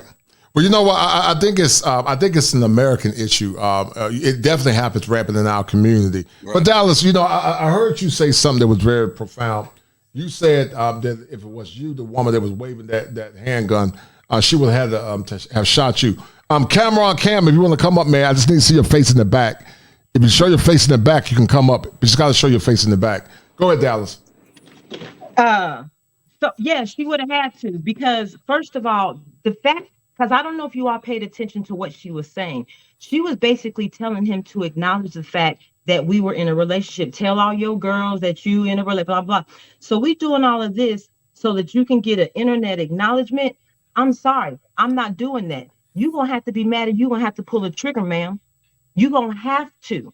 Since you want to be a man, man up. You're going to have to pull the trigger, because I'm not. I wish I would. But what Terrence was saying, he is right. And that's the issue. It's narratives. And another one of the narratives is about the self-defense or men not hitting women. And you're right. For so long, we have all been raised up to not hit women, for men not to hit women. But see, my mother raised us to where we just defended ourselves against a threat. It wasn't a male threat or a female threat. It wasn't a black threat or a white threat or a human threat or an animal threat. We were just taught to defend ourselves against threats. Yes, so ma'am. the minute anybody comes at you in an aggressive manner, that is to be considered a threat. Now, what your level of threat is and what mine is, you can't determine what my level of threat is. You can't determine what makes me fearful. Just like one person may be afraid of a dog, one person might not be. Right. So everybody gets to determine their own level of fear. So I understand why a lot of men don't, because naturally men overpower women. But what's funny about the men overpower women, I heard on another panel, and this was the most profound thing I had heard about this topic. They were talking about should men hit women, and there was a girl on the panel, she was automatically no, under no circumstances. And they asked her why. And she said the reason why is because men naturally overpower women. So they had that discussion, and he clarified. He said, is that the only specific reason why? She said, yes. She said, even if I hit you, if we get into a fight, you naturally overpower me. He said, okay, we're going to keep that same logic. If that's how you feel, then where is that same vitriol when it comes to women beating their kids? When it comes to women slapping their kids around, kicking their kids around, punching their kids in the face, doing all this up, where is that same vitriol? Or even spanking your kid? Right. Because if the sheer argument is naturally overpowering, then you naturally overpower a child.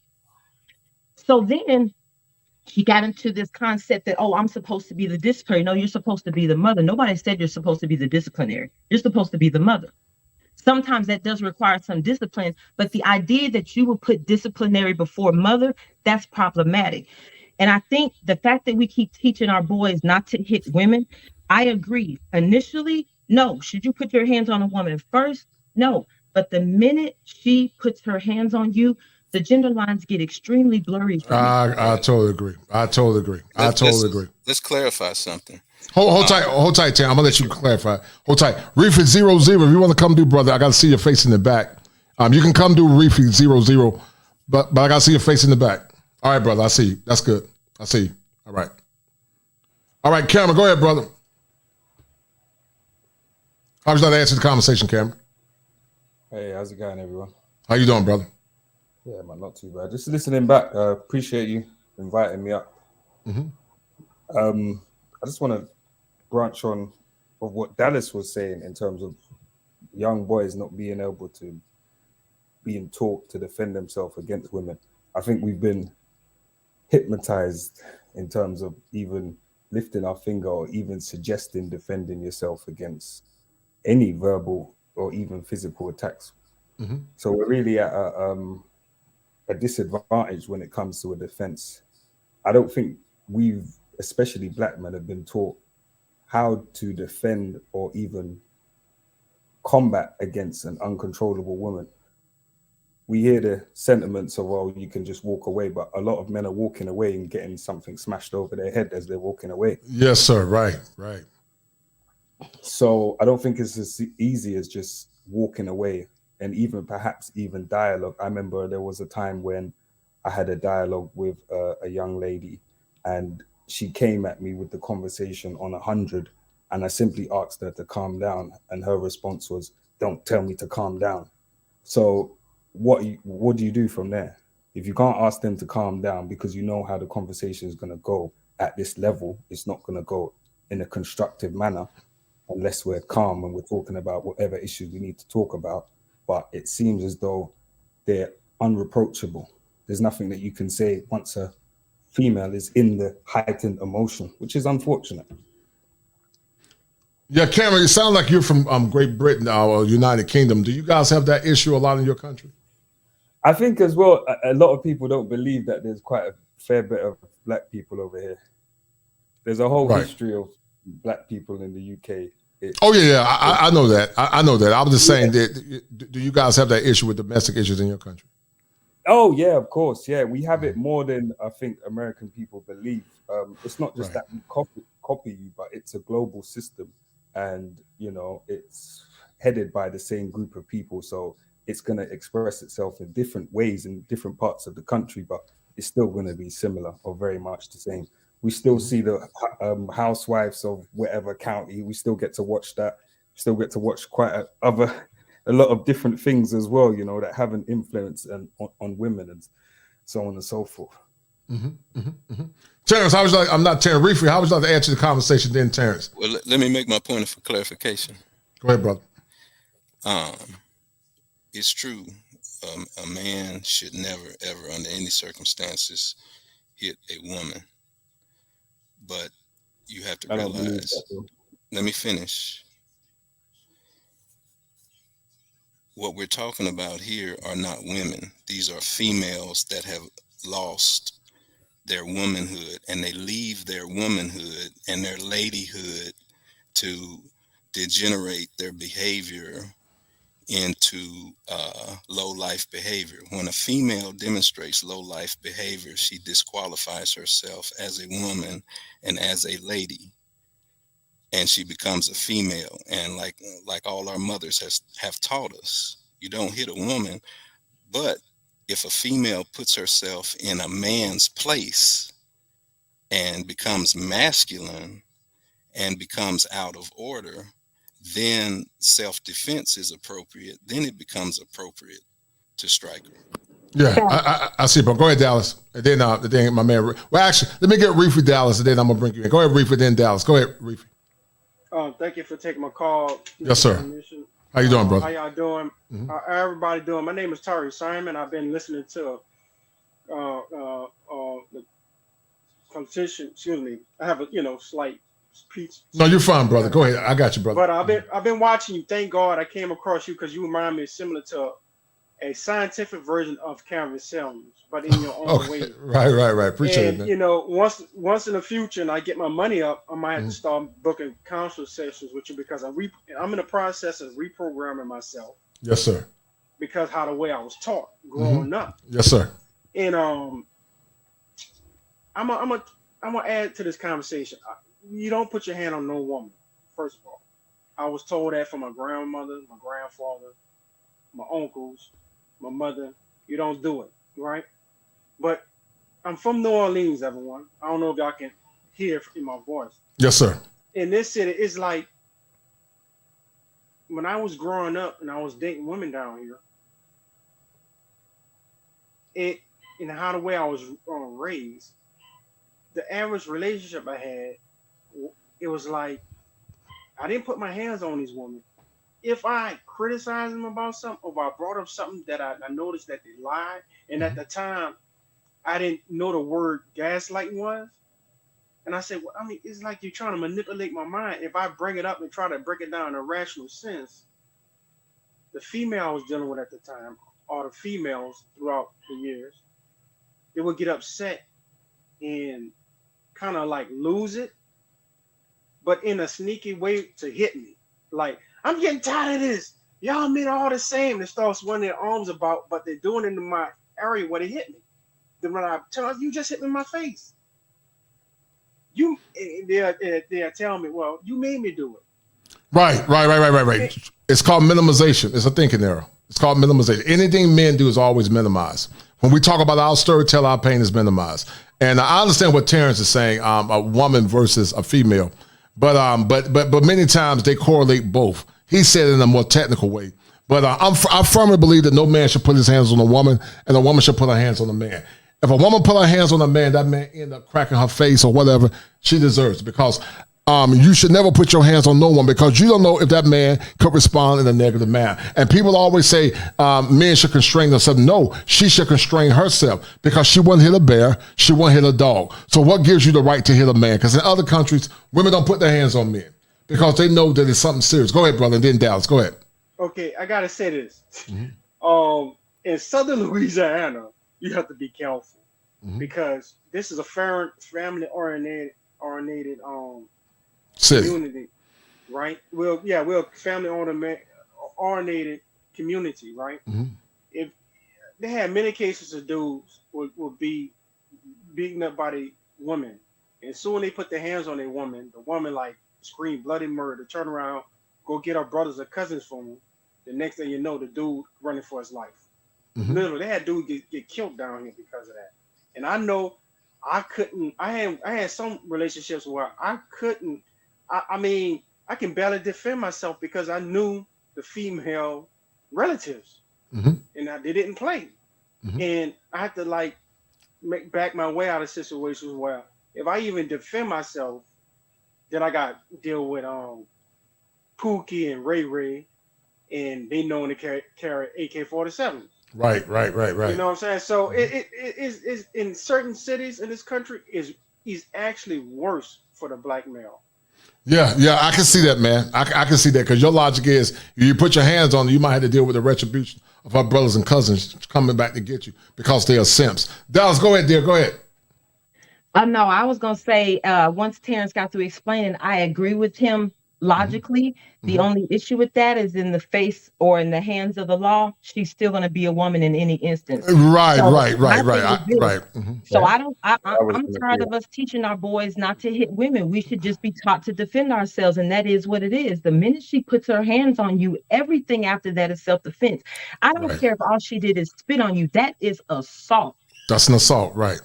I don't care what it is. Keep your body parts to nothing about your person should touch my person in a disagreement under any circumstances. So I'm for changing the narrative and just teaching our children to keep their hands to themselves, one, and two, to defend themselves against any threat. Because the reason why we're here now is because women have gotten so comfortable because of the provisions we have that we feel like we don't need y'all. But what we don't understand is we can't maintain any of this. So I don't even know why we think we can go without men. I have no idea why. But well, it's a lost value system. We don't value men or masculinity anymore. We see men as utilities only. And Dallas, these conversations, I've never in my life seen. Thank God for logical sisters like you. But a man's utility is his value. Right. How do you not find value in that? And how can you say that you can't find value in a man when women practice hypergamy?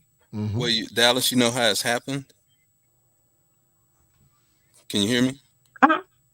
It's happened thanks to Oprah. Thanks to what? Oprah. Oh, I can't stand Oprah.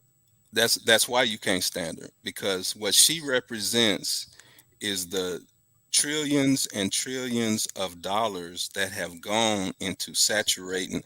See, females are followers, and they are followers of trends. And who sets the trend is the media. And they have put trillions of dollars into making black females think that they do not need a man. If you look up the song Affair by Sherelle, She says 10, 20 times. It's gone to billions. It's gone to all black females on the radio. She says 10, 20 times on her song, I don't need no man. I don't need no man. I don't need no man. Over and over and over and over. And if you watch her video, every black man in her video is in prison. It's mind control. The brother said it earlier. This is racism. The power of racism is not, it's not physical. It's not mental. The power of racism is hypnosis. That's why the brother kosher clinician is the only one capable of breaking this thing, because he understands that as a psychologist and as a therapist, we've been hypnotized by the media, in the media. That's where it all comes from. And what Reefer, is it Reef or Reefer? He suggested that he feels, Reefy, I beg your pardon. He suggested that he feels that he can't even defend himself. And I think that that mentality for women is they're just going to take that for granted, you know, and in fact abuse that, because they know that men like yourself are even in a position to where even if they are getting attacked verbally or physically, they feel as though they can't even defend themselves in fear of what would happen to themselves, whether their life would be in jeopardy, they get locked up or so on and so forth. And I'm saying that mindset and that mentality alone, it puts us at a deficit, because if you feel that you can't even defend yourself, then you know, what is it? What would be the next step if you can't even defend yourself in any given situation? And over that 70-year period, very few people realize that our females have been turned into men. Our women have been turned into men. In 19, if you need physical proof, in 1960, the average female was 5'4", 130 pounds. Today, the average female is 5'4", 190 pounds. Kevin Samuels pointed out the fact that the black female is the only female that is bigger than her man. And why are black females bigger than their man? Because they have become a man. White men have made them into men with their jobs, with their economy. That and we've idolized people like Lizzo. Exactly. Terrence, let me ask you this. Why is it that they suggest that when women are single, that they say that they step into both roles of being a male and a female, but then when it's a single father, it's never suggested that they take on the role of a female? That's because the devil will give you enough truth to get you to accept a lie. And so you can't tell her directly, oh, you a man. But if you slide it in there that you're playing both roles, then when she acts masculine and manly, she will accept that, because, oh, he said both. But in actuality, it's really one. You can't be both. You can't have, I don't think you can have a penis and a vagina at the same time. And you know what's worse is that when you actually try to become something else, you've lost what you are anyway. Exactly. So you're in the in-between space. You're not that and you're not this either. You're describing the black community. That's why it's lost. You described it perfectly. As a female on the panel, can I add to that? Yes, go ahead, dear. Go ahead. So first of all, even though you may end up a single parent as a woman, my parents were divorced. My mother was a very strong woman. I didn't miss anything in my childhood. She provided us everything that we needed. Right. However, as a woman, even if you are a single mom, you can never step into the role of mom and dad, because the things that dad provides, women cannot. Yes, it's ma'am. not that you can't be a strong parent, and that's what people need to stop realizing. They need to get off these talking points that a woman can raise a man and a man can raise a woman. No, anybody can raise a productive citizen, but it still takes a man to. If you're a boy, 80% of what you need in life should come from your father, 20% from your mother. Vice versa, if you're a little girl, 80% of what you need in life is going to come from your mother. I don't know why we've gotten to this concept that women can provide a little boy with everything that he needs. you can't even provide a little girl with everything that she needs. Right. She's still missing that 20%. So even if you're a strong mother, even if you did right by your kids, maybe you didn't alienate the dad, maybe he passed away, maybe it's just one of those stories, and you did everything you had to, you kept food on the table, it doesn't take the place of dad, and we've got to start changing our mentalities. But the problem is you're the less than 1% black female who understands that. I've had females in my face tell me to my face that they are the mama and the daddy. Yeah. And you know what it is? They say it, not to go back to the Bible like yourself, but they're so ignorant is that there's a time as to where the Bible describes us wearing our ignorance as a badge of honor. And I think it's that they're so ignorant. You don't even know what you're saying. You think what you're saying is, I don't know, it's worthy of they're satanic, but they say it in confidence because it's the new normal.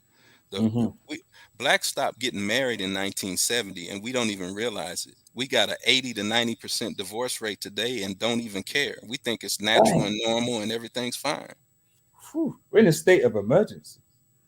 No, we're in a state of death. Go ahead. Well, we're in a state of emergency, but also it is consistent with theology. It's definitely the spirit of Antichrist, which is the spirit of anti-man, and anti-family, anti-relationships. And, sadly, sisters like Dallas that do speak out or talk about it, trying to be fair and balanced and rational, they are shamed back into silence. There are women that want good men. They want men to lead them and love them and guide them. But even good women that strive to speak out, they are sequestered back into silence. And I think Sherry Shepherd, whatever her name was, said that single men should come back and help single mothers. What's your take on that, Dallas? Then from Terrence and then Cam. I think Sherry Shepherd, somebody I can't think of her name, said that black men should come back and take care of these single mothers. What's your take on that? You made it sound good. From my understanding, I thought she's asked women could they borrow their husbands and let their husbands go out there and help a single mom. And when I heard that, my husband will never be a community captain saver. You know what? There's no way under the sun. You ain't gonna share. You ain't gonna do it for the culture, D. For the community, you mean the ones who chose single motherism? No, man, who chose that lifestyle? Right. Have at it. Right. That's what I always say. If you give women what they're asking for, I guarantee you they're going to want to be married, barefoot, and pregnant in the kitchen again. Right. Right. Mm-hmm. And I see it so many times in practice where not only are men abused as relates to, well, I'm not gonna say physical as much, but the sexist marriages that men go through. Men, women say, "Well, I don't feel like it," but they still expect men to provide. But imagine if a man said, "I don't feel like it because I'm not in my principles." A woman can always say, "I don't feel like it because I'm in my feelings." But imagine if a man said, "I don't feel like it because I'm not in my principles as a man," and they just suffer and deal with it. Some men, even to the point where they say that they'll stay for years just for the sake of the kids. And I said, no man should have to deal with that. No man should have to deal with a woman that's not going to honor him and respect him, and play her gender role. Right, the emasculation of men there, guys, is appalling, and just seeing these men get hit and pulverized by these women, it's disgusting. It's disgusting and it's sickening to say the least. I'm gonna play this clip again, guys. Let y'all look at it real quick. And we got a good show coming up tomorrow. I'm gonna have my good friend coming on talking about Freaknik and. And Gen X women, hold tight. If you've been hearing that black men are the worst thing in the world of black women, that black men are the number one killers and all that, how long have you been Shout out to Tierson Johnson once again. Hearing that trope. Oh man, my whole life. Yeah. My whole life. But if we go to 2003, which is the first year they reported on this, talking about 57 people. Yeah. More black men died of the flu than from black men killing them. And when you combine both numbers for black male victims and black female victims, what we're talking about here, about 79 people, that's out of 43 to 46 million. I can't remember which one it is now. 46 million black folk. We're talking about 79 people. Okay, so when my sociologist friend said you got a better chance of being struck by lightning than being killed by an intimate partner. Yeah, you do. This is what he's talking about. 2017, you got 172 black female victims, 93. Now, that sounds like a huge difference, but again, when you measure that against 40 plus million black folk, what are we really talking about? Yeah. So black men suffer from unidirectional violence to the greatest degree. Wow. According to this study that we just looked at, this is what they produced. And just look at it, guys. Look at the level of animus. Just up all in the man's face, hitting him, thinking it's funny. It's no big deal. Watch it. Hold tight. Procedure resulted in retaining 7 epidemiological and population-based studies with a total of 82,836 sampling units. 44,930 females, 38,900. And our boys see this. Our boys see this. Look at this bonnet. Look at this this bonnet wear. You know, with that bonnet on her head, looking like a fool. Don't have no modicum of femininity or grace. Women years ago would never do nothing like that. I don't remember women of maybe 30 years ago. I mean, it happened, but you didn't see it at the level that you see it now. But look at this hyena, guys. Hold tight. 6 males. One of the things I see people doing when they argue against stats is they try to diminish the numbers based on what we don't know. So they'll say, oh, that just came from a study of 40 people. I wanted you guys to see, no, this came from a study of over 82,836 sampling units. 51% of it is bidirectional. 8% of it is male to female. 31% of it is female to male. They do that for each of the studies. This is how exact and particular this analysis is. Let me ask you a question, Dallas, and then Terrence and Cameron and Ref. Have you guys ever seen a time where women are so violent? I don't think I never recall a time of women being as violent as they are now. Nah, never. Absolutely never. You know what? I never remember. I'm struggling to wonder if they've gotten worse, or social media has just exposed the one-off stories that you thought just happened in your city or your town every once in a while. I think it's both. I think social media helps to amplify, but I definitely think it's gotten worse. No, it's gotten worse. It's gotten worse. It's definitely gotten worse. The Bible says it best. Right. This is a time in which it is a time like no other time. And it's called the last days for a reason. I agree with you, brother. It's called God is going to destroy it for a reason, for this very reason, because what's the point of blacks being in America if they can't marry? Family is the basic unit of everything, of community, of neighborhood, of anything and of everything. And we don't produce families anymore. So we don't have the right to exist anymore. What's the point? We just producing a bunch of gang member criminals. What's the point? There's no need. There's no need to have the privilege and honor of life and seeing the sun come up every day and seeing the grass grow. This is how you're going to treat it. I agree. And not appreciate it. Not appreciate what God has blessed us with. What's your take on that, Dallas? What was that last thing he said? Y'all got to excuse me. I'm in my kitchen trying to cook dinner. What was that last thing? Oh, she's just trying to cook dinner. I'm ready to come up to Texas and get something. What'd you miss, sweetie? Go ahead. What was the last part that you said about the last maybe 15 seconds? If there's no point for people, there's no point for black people to exist if we don't want to love each other and appreciate each other and honor and respect each other. And we're not coming together to marry and build families and build communities. We don't deserve the right to breathe God's air. We don't deserve the right to see his sunlight every day. We don't deserve the right to see his grass and his greenery grow. Okay, I got you. And what's crazy is I kind of said something similar, but it was in a different conversation. The conversation was actually about racism. And I was talking about how we've gotten so many black women now that are calling themselves divestors. You got the MGTOWs, the passport bros and all of that, even though some of them are still marrying black women.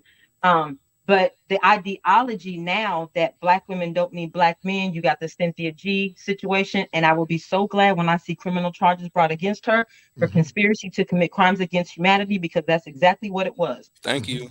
Thank you. But on to that. So I just feel like you're right. I felt like in that situation, I feel like we're telling ourselves the only way to end our struggles is to literally end black culture, to literally end the black race. We are literally obliterating the black race. I totally agree. Yes, ma'am. I totally agree. And to no end. And the self-inflicted genocide is appalling, because when men try to lead them in the right direction, We live in a world now, Dallas. Like I said, folks don't want to hear the truth. Folks get in their feelings. Folks call themselves pro-black, but they use the same talking points of the same oppressor that they talk about. And I've never seen this kind of foolishness in my life. The level of irrational behavior is appalling, to say the least, and it appears it's getting worse and worse by the minute. As I said before earlier, you guys will be amazed at the level of dysfunction I see in therapy every day, especially some of these relationships with some of these men and women. Go ahead. Someone's about to speak. Go ahead. Yeah. I want to say something. I understand what y'all saying. At one time, I was in that predicament of thinking in a nihilistic form, of thinking that everything was hopeless. But when you work on yourself, you can overcome a lot of things. The black race, yes, we are. I mean, the African Americans, we're all going through hell because the media that we watch every single day, the commercials, the television programs, the music, all that, it's a European centric form of media. So it's program our subconscious to think a certain way, right? If a brother's too dark, if a sister's too dark, they're unattractive. If our nose too big, his nose too big, unattractive. Everything that's natural to us is mess with our subconscious to make it seem like it's ugly, but it's not ugly. Because the beauty, African beauty, is what we saw in each other for the last 10,000 million years. Whatever, how many thousands of years it was an African. They came here, as slaves. So yes, we're being decimated to a certain point, but there's always hope on the horizon. We have to get control of media. We need to make more commercials with black men and black women in there as married couples. We need more programs like the Cosby Show, like double that of showing successful marriages. We need to have more programs for trades, welding, machinery, for the young black male to get in trades and use their hands. And over time, it will change. Right now, it's looking desperate right now for us. But Cosby set us back, brother. Cosby did not set us back. Yeah, he did. Cosby did not. No, look, he was a freak. Okay? Let me ask you. No, not Bill Cosby. I mean the show. Let me ask you one question, and you'll agree with me. How many black people do you know named Huxtable? Does that matter? What's his name? Yes, it matters because we're talking about it. And on a psychological level, there's one of our top psychologists, Dr. Frances Cress Welsing, get her book called The ISIS Papers. She pointed out that Cosby on the Cosby Show always spoke on the level of a child. He never acted as a professional man, brother. The media sets us back, brother. He was what you call a minstrel. Yes, sir. I see what you're saying. Compared to we're so far behind, we can't catch up. We're spiraling into a death cycle, and we're cannibalizing on each other and destroying each other.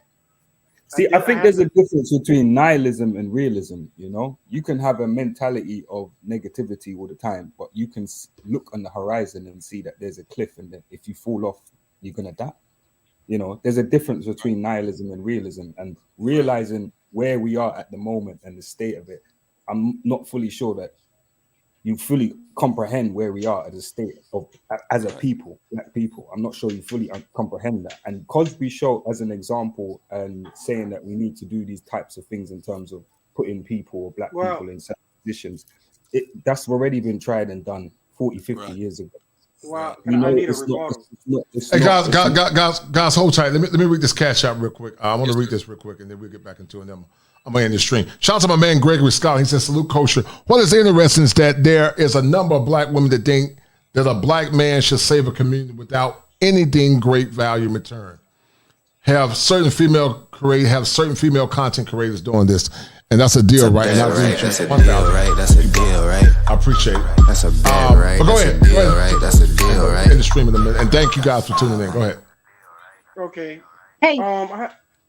I'm sorry. Before you start back, hey, I enjoy being here, but I gotta get out. I gotta get back to Okay. house before I burn my dinner. Okay, sweetie. I appreciate it. Thank you, Dallas, for showing All love, right, dear. but We great enjoyed conversation, you. though. I Appreciate it, enjoyed sis. y'all too. Great conversation. I'm gonna be listening in the background. Y'all Thank you, have a good ma'am. night. Thank you, ma'am. I appreciate it, Dallas. Thank you, Nice sis. love.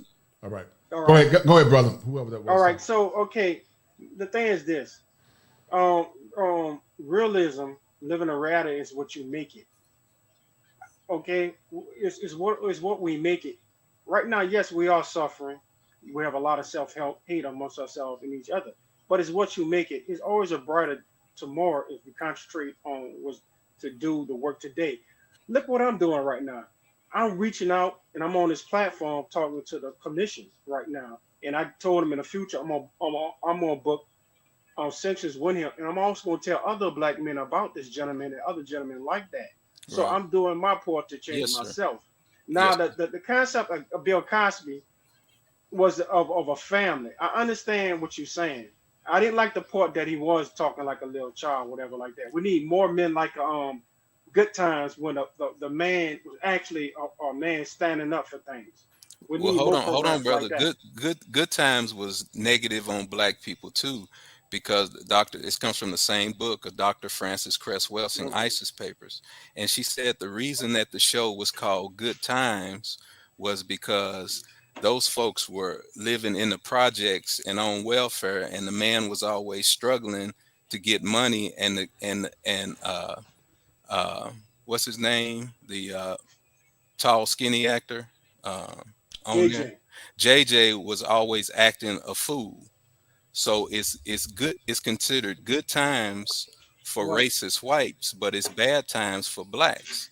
Well, I understand what you're saying, but what I'm saying is that I'm taking little aspects of that show, like the father. I forgot his name. I think his name was James. He was a Right. strong black man, right? No, he wasn't strong at all.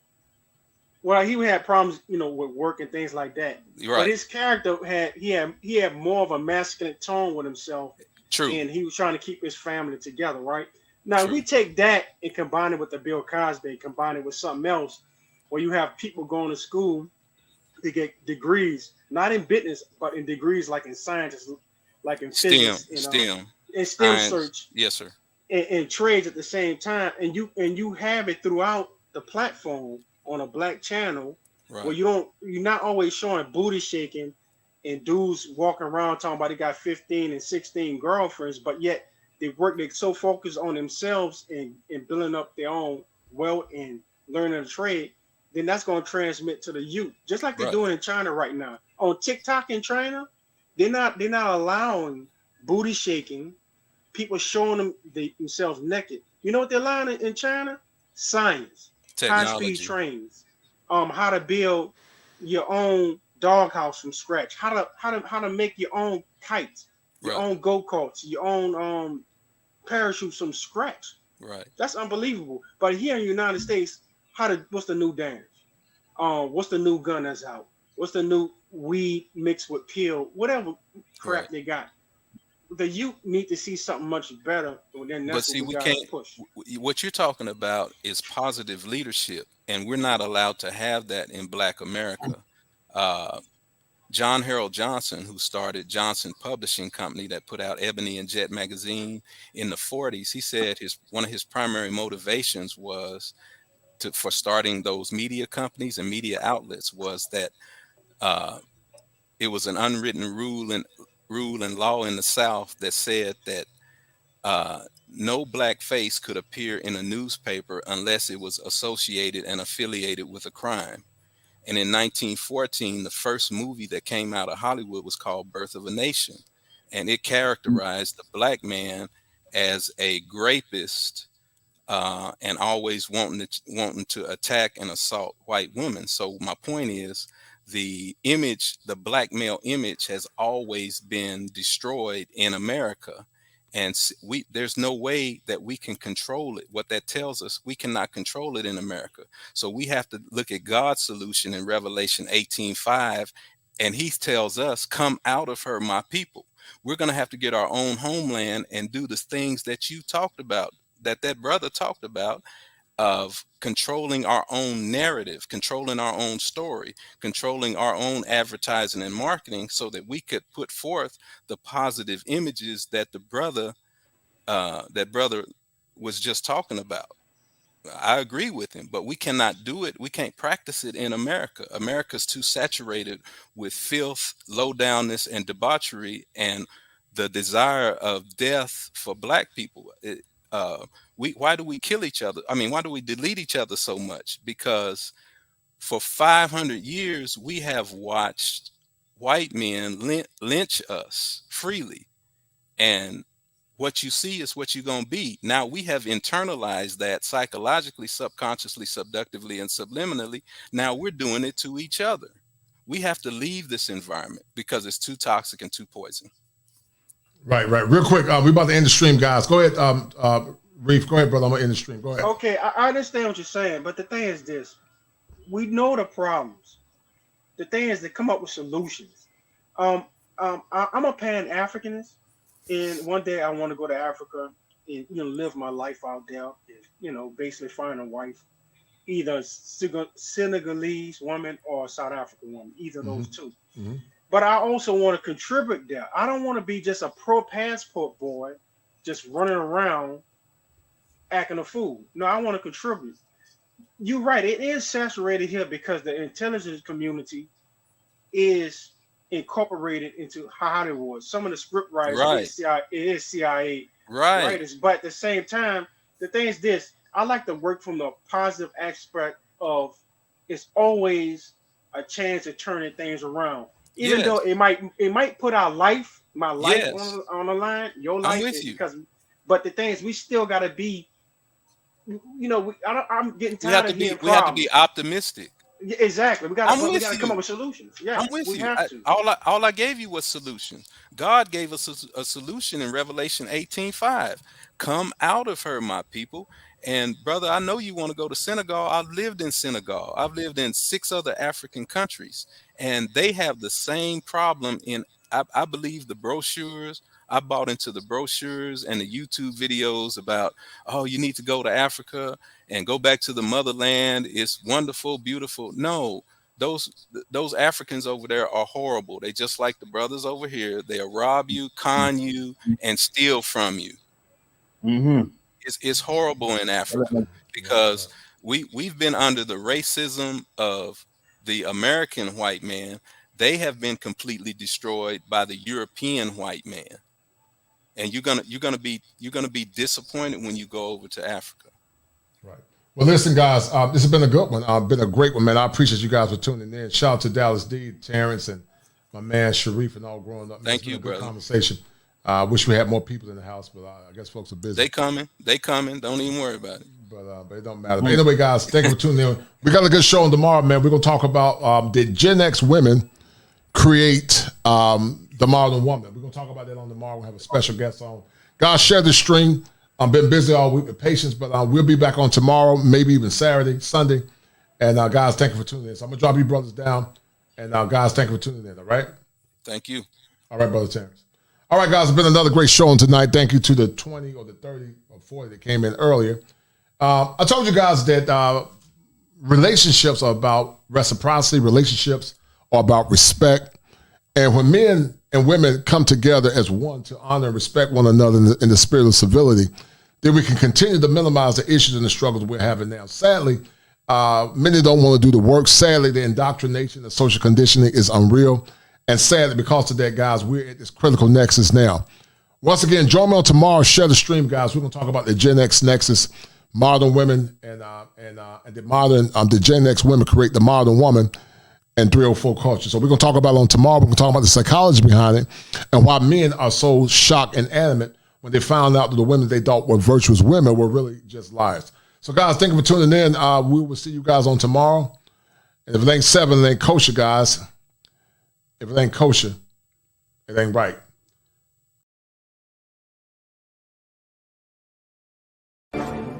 Fire for your mind. Kosher Clinician. If If it ain't 7, it ain't kosher. Heaven and hell, that's what they told you. Real men put the strap down and we can toss them. Young heads picking back up and young dolphins. This is our culture, now we talking kosher.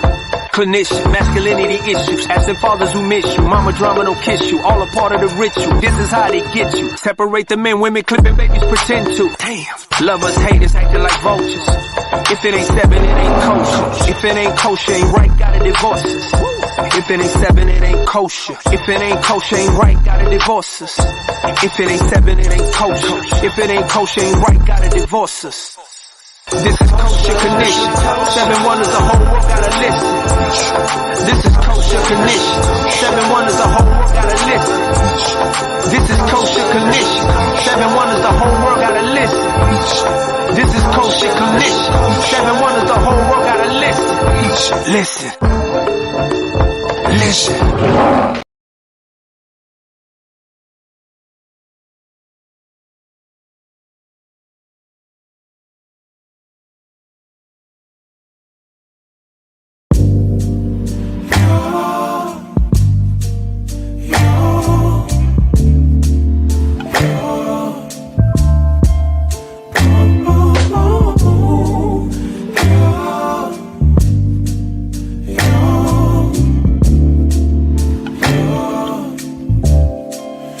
It's not my fault. You've been lying, saying that I took away your peace. Drowning by yourself, now you wanna blame me. Like you have no options. I ain't take your options. Nah, I'm not the problem. Man, that's on you, yeah. You've been terrorizing me, yeah, I'm always wrong. I knew you lost your mind when you dropped that bomb. Girl, are you crazy? Yeah, you must be crazy. I've been thinking lately it's you. You stole your peace, put it on me. But baby, it's you. Lie like a ride, but take your stuff back. Baby, it's you.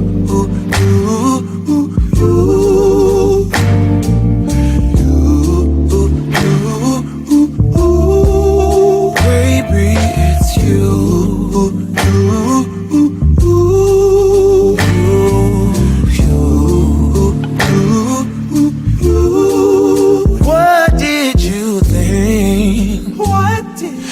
Say whatever and I would never. Yeah. You've been flexing everywhere. Girl, look in the mirror. Man, you so dirty. Yeah, you look so dirty. You were never worthy. Lately it's you. You stole your peace, put it on me. But baby, it's you.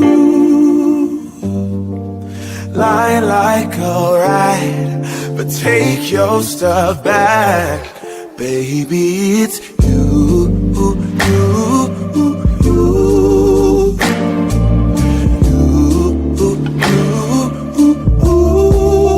Baby, it's you.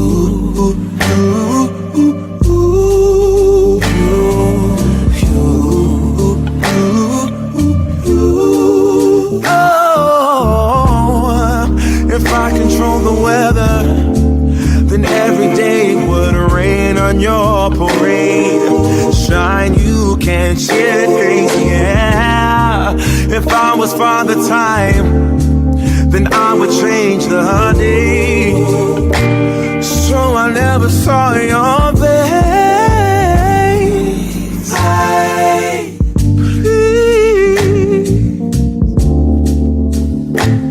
What do I have to do to make you go? Oh, baby, it's you. It's you. It's you.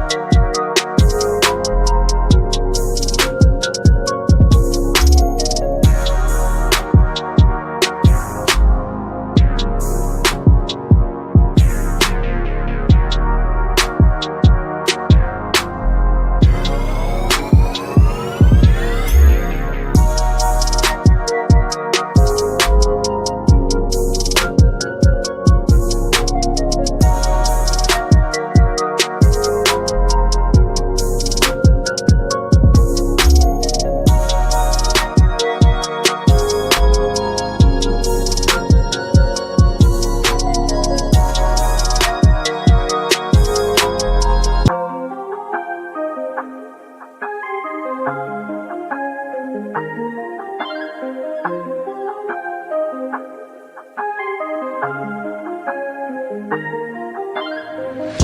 tried to count me out, I'ma gon' count me in. Fill up my bank account, now I got something to spend.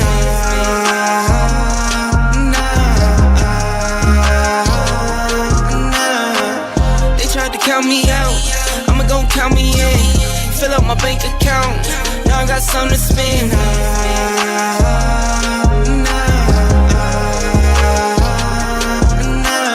1, 2, 3, 4, 5, 6, 7, 8. I just pull it out and count for nothing when I'm feeling great. Give my baby little more just to spend it, and I'm always on go, I don't hesitate. Used to always know I make it, yeah. I'll be me until I'm in the grave, yeah. See my record, had to set it straight, yeah. I make to kill like 10 times 10. I got wires coming in, some in euros, some in sec, some in dollars, some in yen. I've been trying to keep my zen, keep my cool. Trying to keep the family fed, get my food. They tried to count me out, I'ma gon' count me in. Fill up my bank account, now I got something to spend.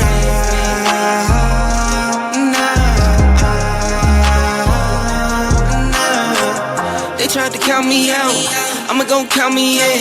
Fill up my bank account, now I got something to spend.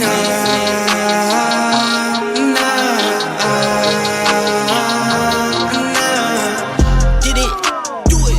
I did it all, no gimmicks. I did it all, no fibbing. Now I got all these children, now I got all these clones.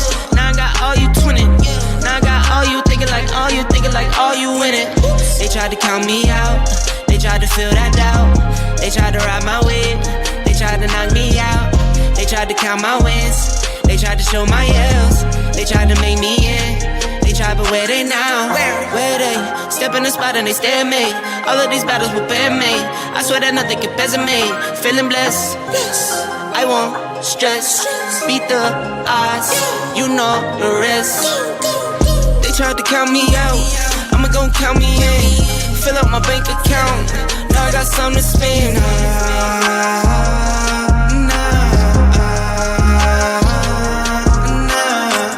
They tried to count me out, I'ma gon' count me in. Fill up my bank account, now I got something to spend.